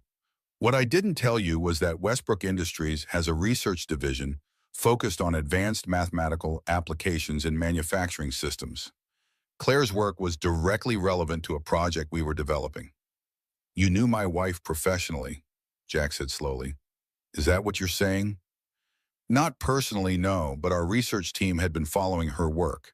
When she published her paper, my father's R&D director reached out to offer her a position with us, a very prestigious, very well-paid position." Eleanor met his gaze directly. She turned it down. Jack wasn't surprised. Claire had been passionate about pure mathematics, uninterested in its commercial applications. "That doesn't explain why you sought me out years after her death." "When my father died, I inherited not just his company, but his unfinished projects. One of those was the mathematical modeling system Claire's work would have accelerated." Eleanor's fingers drummed lightly against her knee. "As I was reviewing the file, I came across her name again, along with a note that she had declined our offer because she was expecting a child and wanted to focus on her family." Jack felt a pang at the memory. Claire had been offered several prestigious positions during her pregnancy, but had chosen to step back from academia to raise Dylan. It had been her choice, one he'd supported fully. "I was curious about the woman who would choose family over such an opportunity," Eleanor continued. "So I did some research. I learned about her death, about you, about Dylan, and then about 6 months ago, I saw Dylan's name on a list of scholarship recipients at Westbrook Academy." "You own the school," Jack realized aloud. "Of course you do." Eleanor nodded. "I review the scholarship program personally each year. When I saw Dylan's test scores, I was astonished. He has his mother's gift for mathematics, perhaps even beyond hers. The faculty evaluations described him as potentially one of the most brilliant mathematical minds of his generation." That still doesn't explain why you inserted yourself into our lives, Jack pointed out, struggling to keep up with these revelations. I wanted to meet this extraordinary child, Eleanor admitted, and the father who was sacrificing everything to nurture his gift. Initially, I thought I might offer a more substantial scholarship, perhaps mentorship with our research team when he was older. She looked down at her hands. But then I saw you together one day, when I was visiting the school. The way you listened to him, encouraged him, prioritized his needs above your own, it affected me deeply. Jack remembered the photograph from Dylan's birthday, the one that had captured their connection so perfectly. So you started following us. Not in a sinister way, Eleanor said quickly. I just observed, from a distance. I saw a single father working multiple jobs to keep his son in a school that could challenge him intellectually. I saw a boy with extraordinary potential who needed resources beyond what even the best scholarship could provide. And you decided to what? Swoop in and save along? Jack couldn't keep the edge from his voice. No, Eleanor's response was firm. I decided to meet you, to understand what kind of man would work himself to exhaustion, keeping a promise to his late wife. What I didn't expect was, she trailed off, color rising in her cheeks. Was what? Jack pressed. To like you, she said simply, to enjoy your company, to find myself looking forward to evenings in your garage more than board meetings in my corner office, to see in you qualities I've rarely encountered in the circles I typically move in, honesty, integrity, genuine care for others without expectation of return. Jack absorbed this, trying to reconcile the Eleanor he knew with the powerful CEO she was revealing herself to be. So, the escort job, the charity gala, that was all a setup to meet me? Eleanor nodded. I needed a reason to approach you that wouldn't immediately expose who I was. In my experience, once people know my wealth and position, authentic connection becomes nearly impossible. Everyone wants something, money, influence, connections. I wanted to know you, the real you, before my name got in the way. And all the help you've given us since then, the teaching job, Dylan's birthday party, the offers to pay for Wellington Academy, was that guilt, charity, research funding for a potentially valuable mathematical mind? Jack couldn't keep the hurt from his voice. No, Eleanor said softly. It was care, for both of you. I won't apologize for having resources that could make your lives easier, Jack. But I will apologize for not being honest about who I was from the beginning. Jack stood, needing to move, to process this flood of information. Eleanor Westbrook, CEO of a multi-billion-dollar corporation, a woman who could buy and sell his garage 1,000 times over without noticing the expense. A woman who had entered their lives under false pretenses, however well-intentioned. I need time, he said finally. This is a lot to take in. Eleanor nodded, rising as well. I understand. For what it's worth, Jack, the person you've come to know these past weeks, that's the real me. Not the CEO, not the heiress, not the name on the building, just Eleanor. As she moved toward the door, Jack found himself asking the one question that still nagged at him. Why now? Why tell me everything tonight? Eleanor paused, her hand on the doorknob. Because I'm falling in love with you, she said quietly, and I couldn't let that happen with this lie between us. Before Jack could respond, she was gone, leaving him alone with a truth more complex and unsettling than any he could have imagined. Sleep eluded Jack that night. Her final words before leaving, that she was falling in love with him, echoed in his mind alongside the staggering revelations about her identity.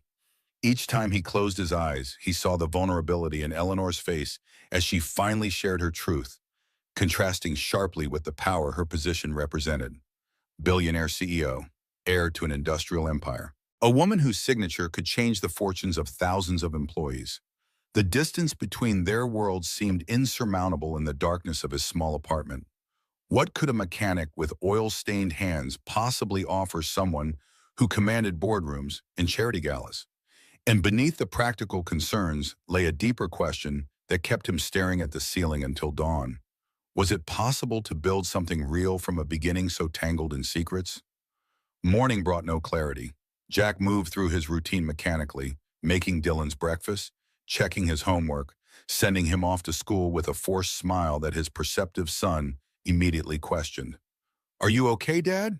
Dylan asked, backpack slung over one shoulder. You look like you didn't sleep. I'm fine, buddy, Jack assured him. Just thinking about some stuff for the garage. Dylan nodded, though his expression remained skeptical. Is Eleanor coming over today? She said she'd help me with my project for the competition. Jack hesitated. I'm not sure. She might be busy. How could he explain to his son that their friend was actually one of the most powerful businesswomen in the country? That the woman who helped him with math homework and made pancakes in their kitchen was wealthy beyond imagination? Can you call her? The competition's next week, and I really need her help with the probability calculations. Dylan's expression was so earnest that Jack felt his heart twist. I'll see what I can do, he promised, ruffling his son's hair. Now get going or you'll miss the bus. After Dylan left, Jack sat at the kitchen table, coffee growing cold in his mug, phone sitting untouched beside it. Should he call Eleanor? What would he even say? Thanks for finally being honest, but I have no idea where we go from here. The decision was made for him when his phone rang. Eleanor's name flashed on the screen. Jack? Her voice was hesitant when he answered. I wasn't sure you'd pick up. I almost didn't, he admitted. I understand. She paused. How are you doing? After everything? Jack laughed, a short, humorless sound. Honestly, I don't know. It's a lot to process. I know. Another pause. Dylan has his math competition next week. I promised to help him with the final preparations. I'll understand if you'd rather I didn't, but I don't want to let him down. Of course she remembered Dylan's competition. Of course she still wanted to help, even after laying bare her secrets and receiving no reassurance in return. It was so typical of the Eleanor he had come to know. Thoughtful, reliable, putting others' needs before her own comfort. He was asking about you this morning, Jack said. He's counting on your help. Then I'll be there, she said simply. Whatever time works for you. Jack hesitated, then made a decision. He'll be home from school at 4, but Eleanor, we still need to talk. Yes, we do. Relief colored her voice. Thank you for not shutting me out completely. It means more than you know. After they hung up, Jack sat for a long time, turning his phone over in his hands. Despite everything, he couldn't bring himself to push Eleanor away entirely. Not just because of Dylan's attachment to her, but because of his own. Whatever lies she had told, whatever secrets she had kept, the woman he had come to care for, perhaps even love, was real. The question was whether a relationship built on such an uneven foundation could ever truly work. The garage was busy that day, a blessing that kept Jack's mind occupied with transmissions and oil changes rather than billionaire CEOs and impossible relationships. By the time he closed up shop and headed upstairs, Dylan was already home from school, working on homework at the kitchen table. Dad, can I go to Jason's house on Saturday? Dylan asked as soon as Jack walked through the door. His dad got tickets to the baseball game, and he invited me to go with them. That sounds great, buddy, Jack said, grateful for the normalcy of the conversation. We'll make sure your homework's done before you go. It will be, Dylan promised. Is Eleanor still coming today? As if on cue, there was a knock at the door. Jack's heart rate accelerated as he went to answer it. Eleanor stood on the threshold, looking nothing like the powerful CEO she had revealed herself to be. She wore jeans and a simple blouse, her hair loose around her shoulders, her expression uncertain. Hi, she said softly. Hi, Jack replied, stepping aside to let her in. Dylan's been waiting for you. Eleanor, Dylan bounded over, math notebook in hand. I've been working on the Bayesian model you showed me, and I think I've figured out how to apply it to my project. Just like that, they fell into their familiar routine. Dylan explaining his ideas, Eleanor asking thoughtful questions and offering guidance, Jack preparing dinner in the background while listening to their conversation with equal parts pride and bewilderment. If he hadn't known the truth, he would never have guessed that the woman patiently explaining statistical concepts to his son could single-handedly influence global markets. Dinner was slightly awkward, with Jack quieter than usual and Eleanor careful not to push. Dylan, however, was oblivious to the tension, chattering excitedly about his project and the upcoming competition. If I win the regional, I get to go to the state finals, he explained. And if I win there, the nationals are in Chicago. Have you ever been to Chicago, Eleanor? Several times, she said with a smile. Our company has offices there. Your company? What do you do? Dylan asked innocently. Jack and Eleanor exchanged a glance. I work in business management, she said after a moment. It's mostly boring adult stuff. Dad says there's no such thing as boring work if you love what you do, Dylan replied, unknowingly echoing one of Jack's frequent sayings. Your dad is a very wise man, Eleanor said, looking at Jack with such genuine warmth that he had to look away. After dinner, Dylan returned to his homework, leaving Jack and Eleanor alone in the kitchen. The silence between them stretched uncomfortably until Eleanor finally broke it. He's going to win that competition, she said. His understanding of probability theory is remarkable. He gets that from Claire, Jack said automatically. And from you, Eleanor countered. Your ability to break down complex problems into solvable parts. He does the same thing with mathematics. That's not just inherited genius. That's learned methodology. Jack looked at her, surprised by the observation. I never thought of it that way. I know. Eleanor's smile was sad. You sell yourself short, Jack. Always have, I suspect. Another silence fell, this one even more loaded than the last. We should talk, Jack said finally. Really talk, but not here. Not with Dylan in the next room. Eleanor nodded. Where then? Jack considered for a moment. There's a park near the garage. Dylan has a sleepover at his friend's house tomorrow night. We could meet there. I'll be there, Eleanor promised. Whatever time works for you. When she left that evening, Jack watched her drive away, the taillights of her expensive car disappearing into the darkness. Tomorrow they would talk, really talk, and he would have to decide whether the connection they had formed was strong enough to overcome the chasm of differences between them. The following evening was unseasonably warm for early fall, the kind of night that hinted at summer's reluctance to fully surrender to autumn. Jack arrived at the park before Eleanor, choosing a bench overlooking the small lake. The setting sun cast golden light across the water, painting the scene with a beauty that seemed at odds with his tumultuous emotions. He heard her approach before he saw her, the soft crunch of gravel under careful footsteps. When he turned, Eleanor stood a few feet away, silhouetted against the sunset. She dressed simply again, jeans and a light sweater, as if trying to emphasize that she was just Eleanor, not Eleanor Westbrook. Hi, she said, the word carrying more weight than its simplicity suggested. Hi, Jack replied, gesturing to the space beside him. Thanks for coming. Eleanor sat, leaving careful distance between them. For a moment, they both watched the sunset in silence. Dylan got off to his sleepover okay? She asked finally. Jack nodded. He was so excited he barely said goodbye. His friend's dad is taking them to a baseball game tomorrow.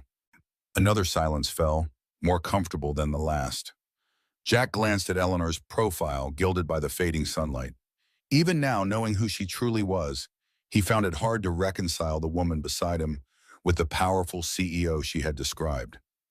So, he said finally, Eleanor Westbrook. She turned to face him. Yes. CEO of Westbrook Industries. Yes. Billionaire, philanthropist, corporate powerhouse. A flicker of discomfort crossed her face. Those are labels, Jack. They're not who I am. Aren't they? Jack challenged gently.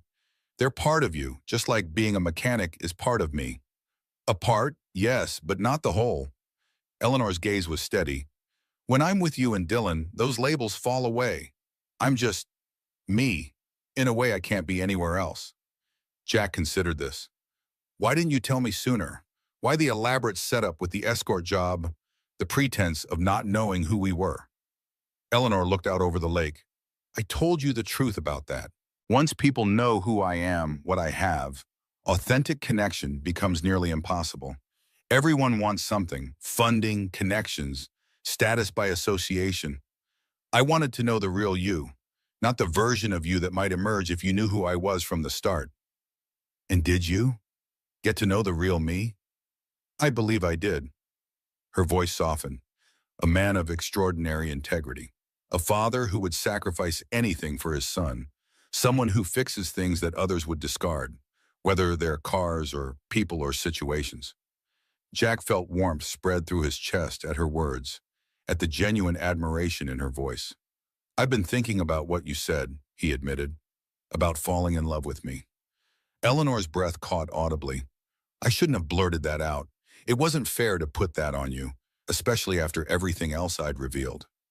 Maybe not, Jack agreed. But was it true? Yes. The single word held such conviction that Jack couldn't doubt it. I didn't expect it, didn't plan for it, but somewhere between Dylan's math problems and Mrs. Henderson's groceries and late-night conversations in your garage, it happened. Why? The question had been haunting him. You could have anyone, literally anyone. Why would you choose a struggling mechanic with a second-hand garage and more responsibilities than resources? Eleanor's expression turned fierce. Because you see me, Jack. Not the money, not the company, not the influence, just me. Do you have any idea how rare that is in my world? How precious? She shifted closer on the bench, her voice growing more intense. You think I could have anyone, but that's not true. I could have anyone who wants what I represent. But someone who wants me for myself? That's infinitely more rare. Jack absorbed this perspective, seeing their situation through her eyes for perhaps the first time. I never thought of it that way. Of course not. You're too busy seeing all the reasons we shouldn't work to consider the reasons we might. Eleanor's hand moved as if to reach for his, then retreated. I know there are practical challenges, significant ones, but if we care about each other, if what we've built these past months is real, don't we owe it to ourselves to at least treat him all? The vulnerability in her question touched something deep in Jack's heart. What would that even look like? Your world and mine are so different. They don't have to be separate worlds, Eleanor said thoughtfully. They could be complementary. My resources, your practicality, my business connections, your mechanical expertise, my academic knowledge, your intuitive intelligence. And what about Dylan? Jack asked, voicing his deepest concern. He's already lost one parent. I can't let him get attached to someone else who might disappear. I would never voluntarily leave Dylan's life, Eleanor said firmly. Whether things work between us romantically or not, I care about him too much to abandon him. The conviction in her voice was reassuring, but Jack still had doubts. And what happens when the board of your company discovers you're dating a mechanic? When the society pages get hold of the story? When your world crashes into mine with all its expectations and judgments? Eleanor smiled slightly. You might be surprised. I'm not exactly the darling of high society as it is, too focused on business, too outspoken about economic inequality, too uninterested in the social climbing that occupies so much of that world. She looked at him directly. As for the board, they serve at my pleasure, not the other way around. My father left me controlling interest in the company. I answer to shareholders about business decisions, not personal ones. It won't be easy, Jack warned. People will talk, make assumptions. People always talk, Eleanor shrugged. The question is whether what we could have together is worth weathering a little gossip. As the last rays of sunlight disappeared below the horizon, Jack found himself facing the core question. Was he willing to take this risk? To open his heart not just to the possibility of love again, but to the complications that would inevitably come with loving someone from such a different world. Before he could answer, his phone rang. An unknown number. Frowning, he answered. Is this Jack Donovan? A male voice asked. Yes, who's this? This is Dr. Mercer from Memorial Hospital. I'm calling about your son, Dylan. Jack's blood turned to ice. What happened? Is he okay? There's been an accident. Dylan and another boy were hit by a car while crossing the street outside the baseball stadium. He's in surgery now. The world seemed to tilt beneath Jack's feet. How bad is it? He's stable but has a broken leg and possible internal injuries. We'll know more after surgery. Can you come to the hospital immediately? I'm on my way. Jack hung up, already on his feet, keys in hand. Jack, what's wrong? Eleanor's face was etched with concern. Dylan's been hit by a car. He's in surgery at Memorial. Jack's voice sounded distant to his own ears, shock setting in. I have to go. I'm coming with you, Eleanor said immediately, fishing her own keys from her purse. You're in no condition to drive. My car's closer. Jack nodded numbly, following her to the parking lot. The Audi's engine purred to life, and Eleanor drove with focused precision, navigating traffic with a calm efficiency that contrasted sharply with the panic coursing through Jack's veins. "He's going to be okay," she said, reaching across to squeeze his hand briefly. "Dylan's strong." Jack nodded, unable to form words around the fear constricting his throat. His son, his brilliant, kind, wonderful son, was in surgery after being hit by a car. Everything else, his conversation with Eleanor, their complicated relationship, the differences in their worlds, all of it faded to insignificance in the face of this primal terror.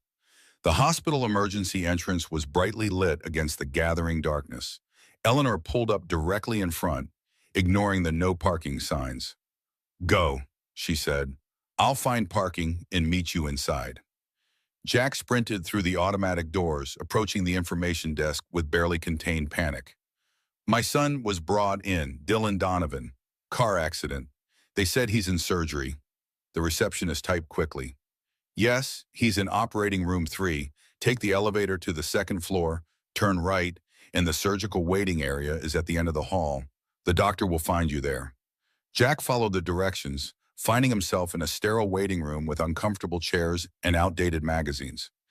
A TV mounted in the corner played a news channel with the sound muted. He paced the small space, unable to sit still with adrenaline and fear coursing through his system. Minutes later, Eleanor appeared, slightly breathless, as if she'd been running. "Any news?" Jack shook his head. "Still in surgery. They said the doctor would find me here when it's done."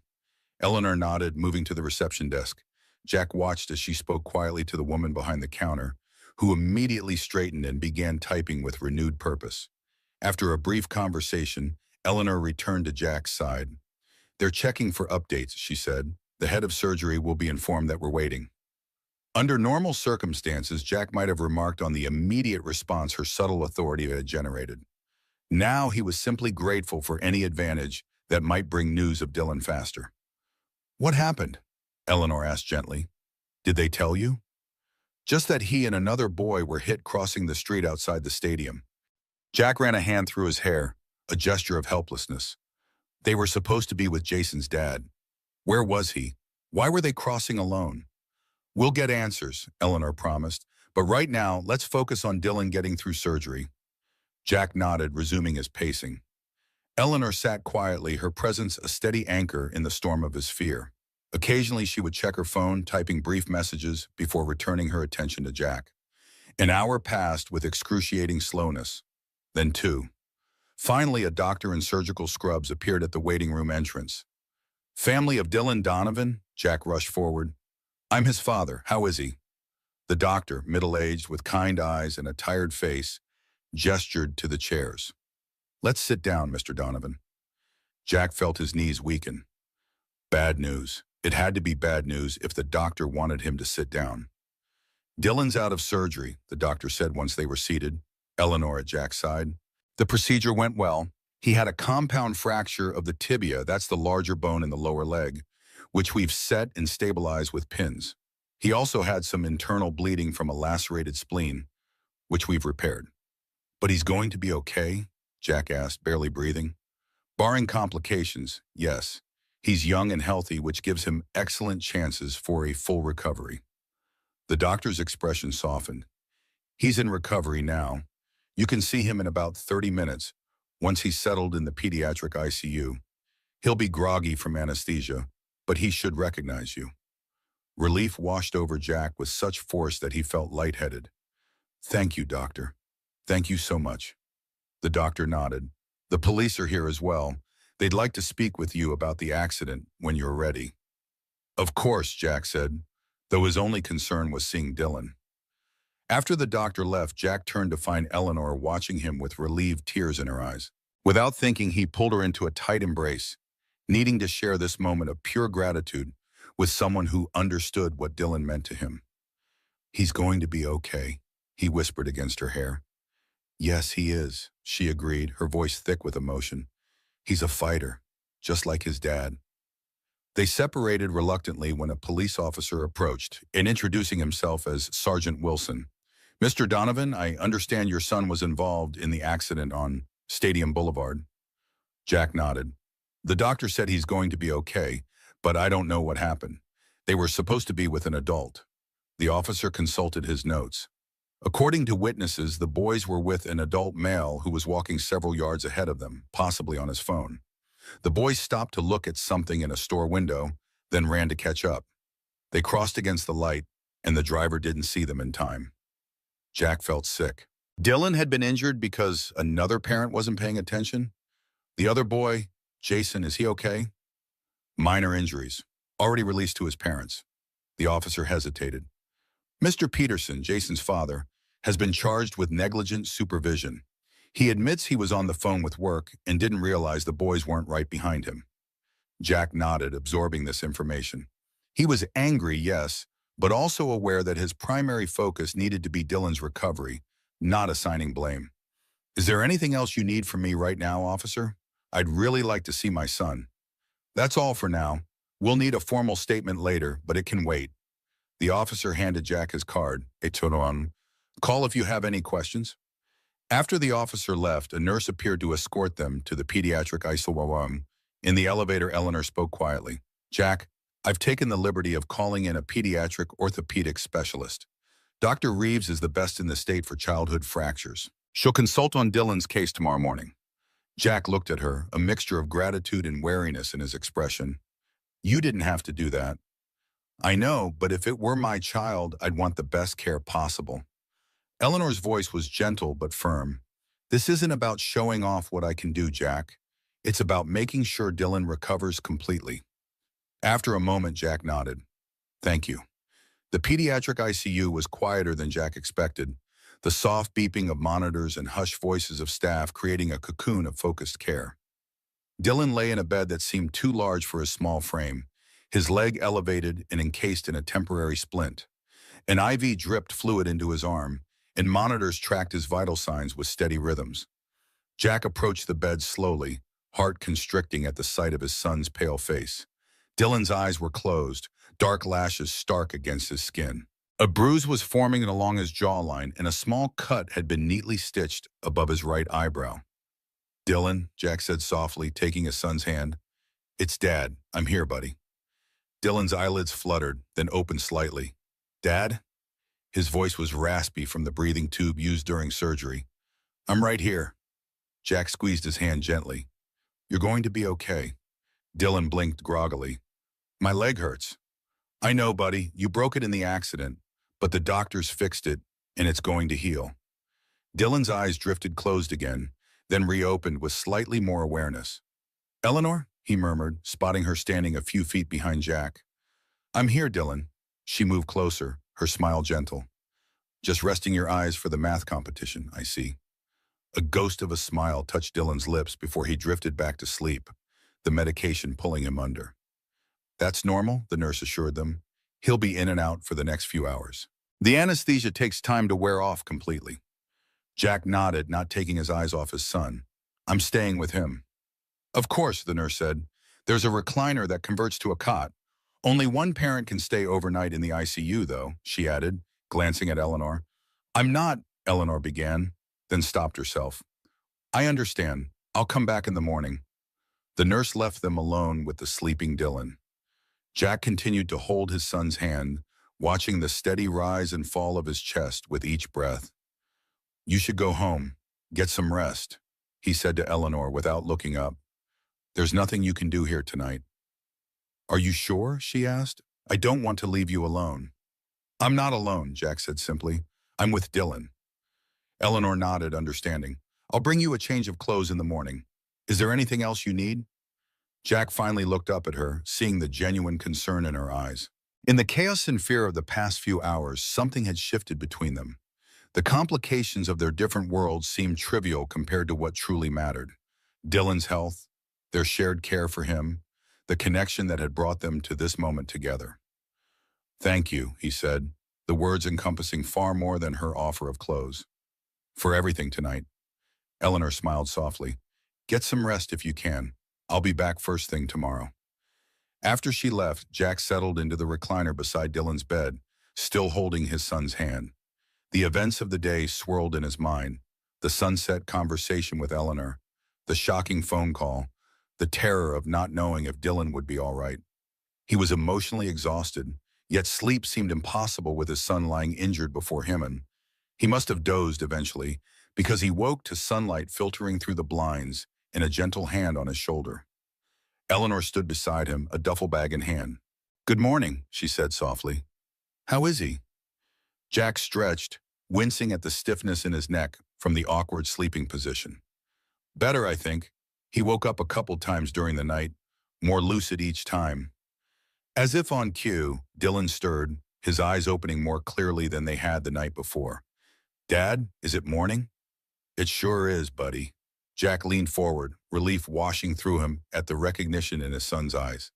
"How are you feeling?" "My leg really hurts," Dylan admitted. "And I'm thirsty." Jack helped him sip water through a straw, careful not to disturb the IV line. "Eleanor's here too," Jack said, nodding toward her. Dylan's face brightened slightly. "Hi, Eleanor. Did you see my cool cast?" "Well, it's not a real cast yet, but it will be."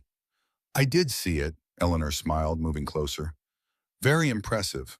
All the best mathematicians have broken bones at some point, you know. It's practically a rite of passage." Dylan giggled, then winced as the movement jostled his leg. "Really?" "Absolutely. It gives you time to think about complex problems without distractions." Eleanor's tone was light, but Jack could see the relief in her eyes at Dylan's lucidity. A nurse entered, followed by a doctor Jack hadn't met the night before. "Good morning, Dylan. I'm Dr. Reeves, and I'll be taking care of your leg." Jack recognized the name, the specialist Eleanor had called in. Dr. Reeves was a woman in her 40s with an air of quiet confidence. "I've reviewed your scans and the surgical report," she said, examining Dylan's leg with gentle hands. "The break was clean, and Dr. Mercer did an excellent job with the initial repair. We'll put on a proper cast today, and then talk about your recovery plan." "Will I still be able to go to my math competition next week?" Dylan asked anxiously. Dr. Reeves smiled. "That depends on how you're feeling, but I don't see why not, as long as someone can help you get around. Your brain wasn't injured, just your leg." Dylan looked relieved. "Dad, I can still go. Eleanor, you'll still help me prepare, right?" Eleanor glanced at Jack as if seeking permission. He nodded slightly. "Of course I will," she assured Dylan. "We'll work around your recovery schedule." The morning passed in a blur of medical consultations, medication adjustments, and the application of a proper cast, bright blue, at Dylan's request. By afternoon, he had been moved from the ICU to a regular pediatric room, a significant step toward recovery. Throughout it all, Eleanor remained present but unobtrusive, handling paperwork when Jack was busy with Dylan, making calls to ensure the best care, even arranging for lunch to be delivered from a nearby restaurant when hospital food proved unappetizing. Jack watched her quiet efficiency with growing appreciation, recognizing that she was using her resources and influence not to show off, but simply to help. When Dylan dozed off after lunch, Jack found Eleanor in the hallway, speaking quietly on her phone. As he approached, she ended the call. "Everything okay?" he asked. She nodded. "Just rearranging some meetings. I've cleared my schedule for the next few days." "You don't have to do that," Jack said automatically. "Your company can function without me for a while," Eleanor finished. "That's what competent executive teams are for." She paused, studying his face. "Unless you'd rather I didn't stay, I don't want to intrude." Jack realized with sudden clarity that he very much wanted her to stay. Not just for the practical help she provided, but for her steadying presence, her quiet strength, the way she cared for Dylan as if he were her own. "No," he said. "I'd like you to stay. We both would." Relief flickered across her face. "Thank you." She hesitated, then added, "There's something else. I've arranged for a private room for Dylan. It'll be ready in about an hour." Jack frowned. "Eleanor, before you object," she interrupted gently, "consider what it will mean for his recovery. A quieter environment, more space for you to stay comfortably with him. Better rest for faster healing." She met his gaze directly. "This isn't charity, Jack. It's practical care for someone who matters deeply to me." Jack studied her face, seeing the sincerity there. This wasn't about showing off her wealth or creating obligation. It was simply Eleanor using the resources she had to help the people she cared about, exactly as she would expect him to do if the situation were reversed. "Okay," he said finally. "Thank you." Her smile was worth any pride he might have had to swallow. By evening, Dylan was settled in a spacious private room with a view of the hospital gardens. The space included a proper bed for Jack, a small sitting area, and even a desk where Dylan could work on his math competition project once he felt up to it. The difference in comfort level was immediately apparent, with Dylan falling into a peaceful sleep almost as soon as he was transferred. Jack sat in a comfortable armchair beside the bed, watching his son sleep. Eleanor had gone to pick up more of Dylan's things from the apartment, insisting that Jack stay at the hospital in case Dylan woke. As he sat in the quiet room, Jack reflected on the past 24 hours. The revelation of Eleanor's true identity, their interrupted conversation about a possible future together, the terrifying accident, all of it seemed to have stripped away the complications and distractions, leaving only what truly mattered. Eleanor Westbrook was still the same woman who had helped Dylan with his homework, who had swept his garage floor without being asked, who had treated Mrs. Henderson with respect and kindness. Her wealth and position hadn't changed who she was at her core. They were simply tools she used, aspects of her life that informed her perspective but didn't define her value. And who was he to judge her for concealing parts of herself when they first met? Hadn't he done the same in his own way, holding back his grief, his fears, his growing feelings for her until he felt safe enough to reveal them? The door opened quietly, and Eleanor entered carrying a duffel bag. "He's still sleeping?" she whispered. Jack nodded. "The new pain medication seems to be working better." Eleanor set the bag down and moved to stand beside him, looking at Dylan's peaceful face. "He looks so much like you when he sleeps." "Everyone says he looks like Claire," Jack said, surprised. "He has her coloring, yes, but that expression, that's all you." Eleanor's voice was soft with affection. The determination even in rest. Jack found himself reaching for her hand without conscious thought. She interlaced her fingers with his, the simple contact providing more comfort than words could express. "We never finished our conversation," he said quietly. "At the park." Eleanor squeezed his hand. "It doesn't matter now. What matters is Dylan's recovery." "It does matter," Jack insisted gently. "Because what I realized when I got that call about Dylan, when I thought I might lose him, is that life is too short and too precious to let fear make our decisions for us." Eleanor turned to look at him, hope dawning in her eyes. "I've been afraid," Jack admitted, "afraid of letting someone new into our lives, afraid of the differences between us, afraid of what loving you might mean for Dylan and me." He took a deep breath. "But the real fear should be wasting the chance for happiness, because it doesn't come in the package we expected." "Jack," Eleanor whispered, her voice thick with emotion. "I don't know how this works," he continued. "I don't know how we bridge our different worlds or what challenges we'll face. But I do know that when I thought my world was falling apart last night, you were the person I wanted beside me, the person I trusted with my son's well-being, the person whose strength helped me find my own." Eleanor's eyes glistened with unshed tears. "Are you saying what I think you're saying?"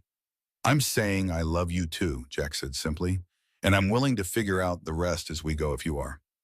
Eleanor's smile was like sunrise after the longest night. "I am. God, Jack, I am." As she leaned forward to rest her forehead against his, Dylan's voice came sleepily from the bed. "About time, Dad." They both turned, startled, to find Dylan watching them through half-open eyes, a small smile on his face. "How long have you been awake?" Jack asked, feeling his cheeks warm. "Long enough," Dylan yawned. "Can Eleanor stay with us now? Not just at the hospital, but like forever?" The directness of the question made both adults laugh softly. "It's a bit more complicated than that, buddy," Jack said. "Why?" Dylan asked with a child's perfect logic. "You love her, she loves you. I like having her around. Seems simple to me." Eleanor moved to sit on the edge of Dylan's bed. "Your dad's right that it's a little complicated, Dylan.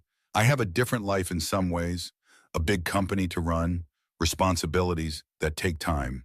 And your dad has the garage, and you have school. Putting all that together takes some figuring out." Dylan considered this. "But you're both really smart, and you tell me all the time that any problem can be solved if you break it down into smaller parts." Jack and Eleanor exchanged a look of amused surprise at having his own wisdom reflected back to him. "He has a point," Eleanor said. We are pretty smart. And determined, Jack added. And when we care about something, we don't give up easily. So you'll try? Dylan asked, looking between them. Because I really want Eleanor to stay. She makes you smile more, Dad, and she knows about math stuff that even my teachers don't know. Jack felt his heart swell with love for this perceptive, remarkable child who had already endured so much loss yet remained open to new connections. Yes, buddy, we'll try. Good, Dylan said decisively, because I already told all my friends that Eleanor is like my bonus mom. The term bonus mom caught both adults by surprise. Eleanor's eyes widened, and Jack saw in them a mixture of joy and uncertainty, the fear of presuming too much, of stepping into a role that had belonged to Claire. Dylan, Jack began carefully, Eleanor isn't trying to replace your mom. No one could ever do that. I know that, Dad, Dylan said with the slight exasperation of a child stating the obvious. Mom will always be my mom, but Eleanor is different. She's like extra, a bonus. That's why I call her that. Eleanor's expression softened into wonder.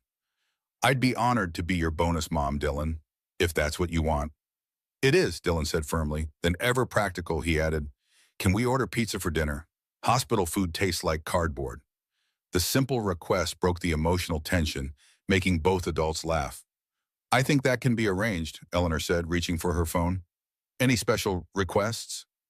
As Eleanor called in their order, Jack watched her with his son, seeing the easy affection between them, the natural way they had formed their own bond independent of his relationship with either of them. It wouldn't always be this simple, he knew. There would be adjustments, compromises, perhaps even painful moments of reckoning with their different backgrounds. But in this moment, watching the two people he loved most in the world discuss the merits of various pizza toppings with mock seriousness, Jack felt something he hadn't experienced in a very long time. Hope, not just for survival or making it through another day, but for genuine happiness, for a future filled with possibility rather than merely obligation. Whatever challenges lay ahead, they would face them together. The mechanic, the CEO, and the remarkable boy who had brought them into each other's lives. Different worlds, perhaps, but a single heart connecting them all. Outside the hospital window, the first stars of evening appeared in the darkening sky. Jack remembered his father's pocket watch, still in the pocket of the jacket Eleanor had brought from the apartment. He reached for it, feeling the familiar weight in his palm. Time, which had been his enemy for so long, counting down Claire's final days, measuring the hours between bill payments, ticking away the childhood Dylan deserved, but Jack couldn't fully provide. Now felt like a friend again. Time to heal, time to build something new, time to love. He slipped the watch back into his pocket, a reminder of where he'd come from and the values that had guided him through his darkest days. Those values hadn't changed, and neither had he, not in any way that mattered. He was still Jack Donovan, mechanic and father, a man who fixed broken things and kept his promises. But now he was also a man who had found the courage to reach for happiness again, to believe that the future could hold more than mere survival, and that, perhaps, was the greatest repair of all, the mending of a heart he'd thought would always remain broken.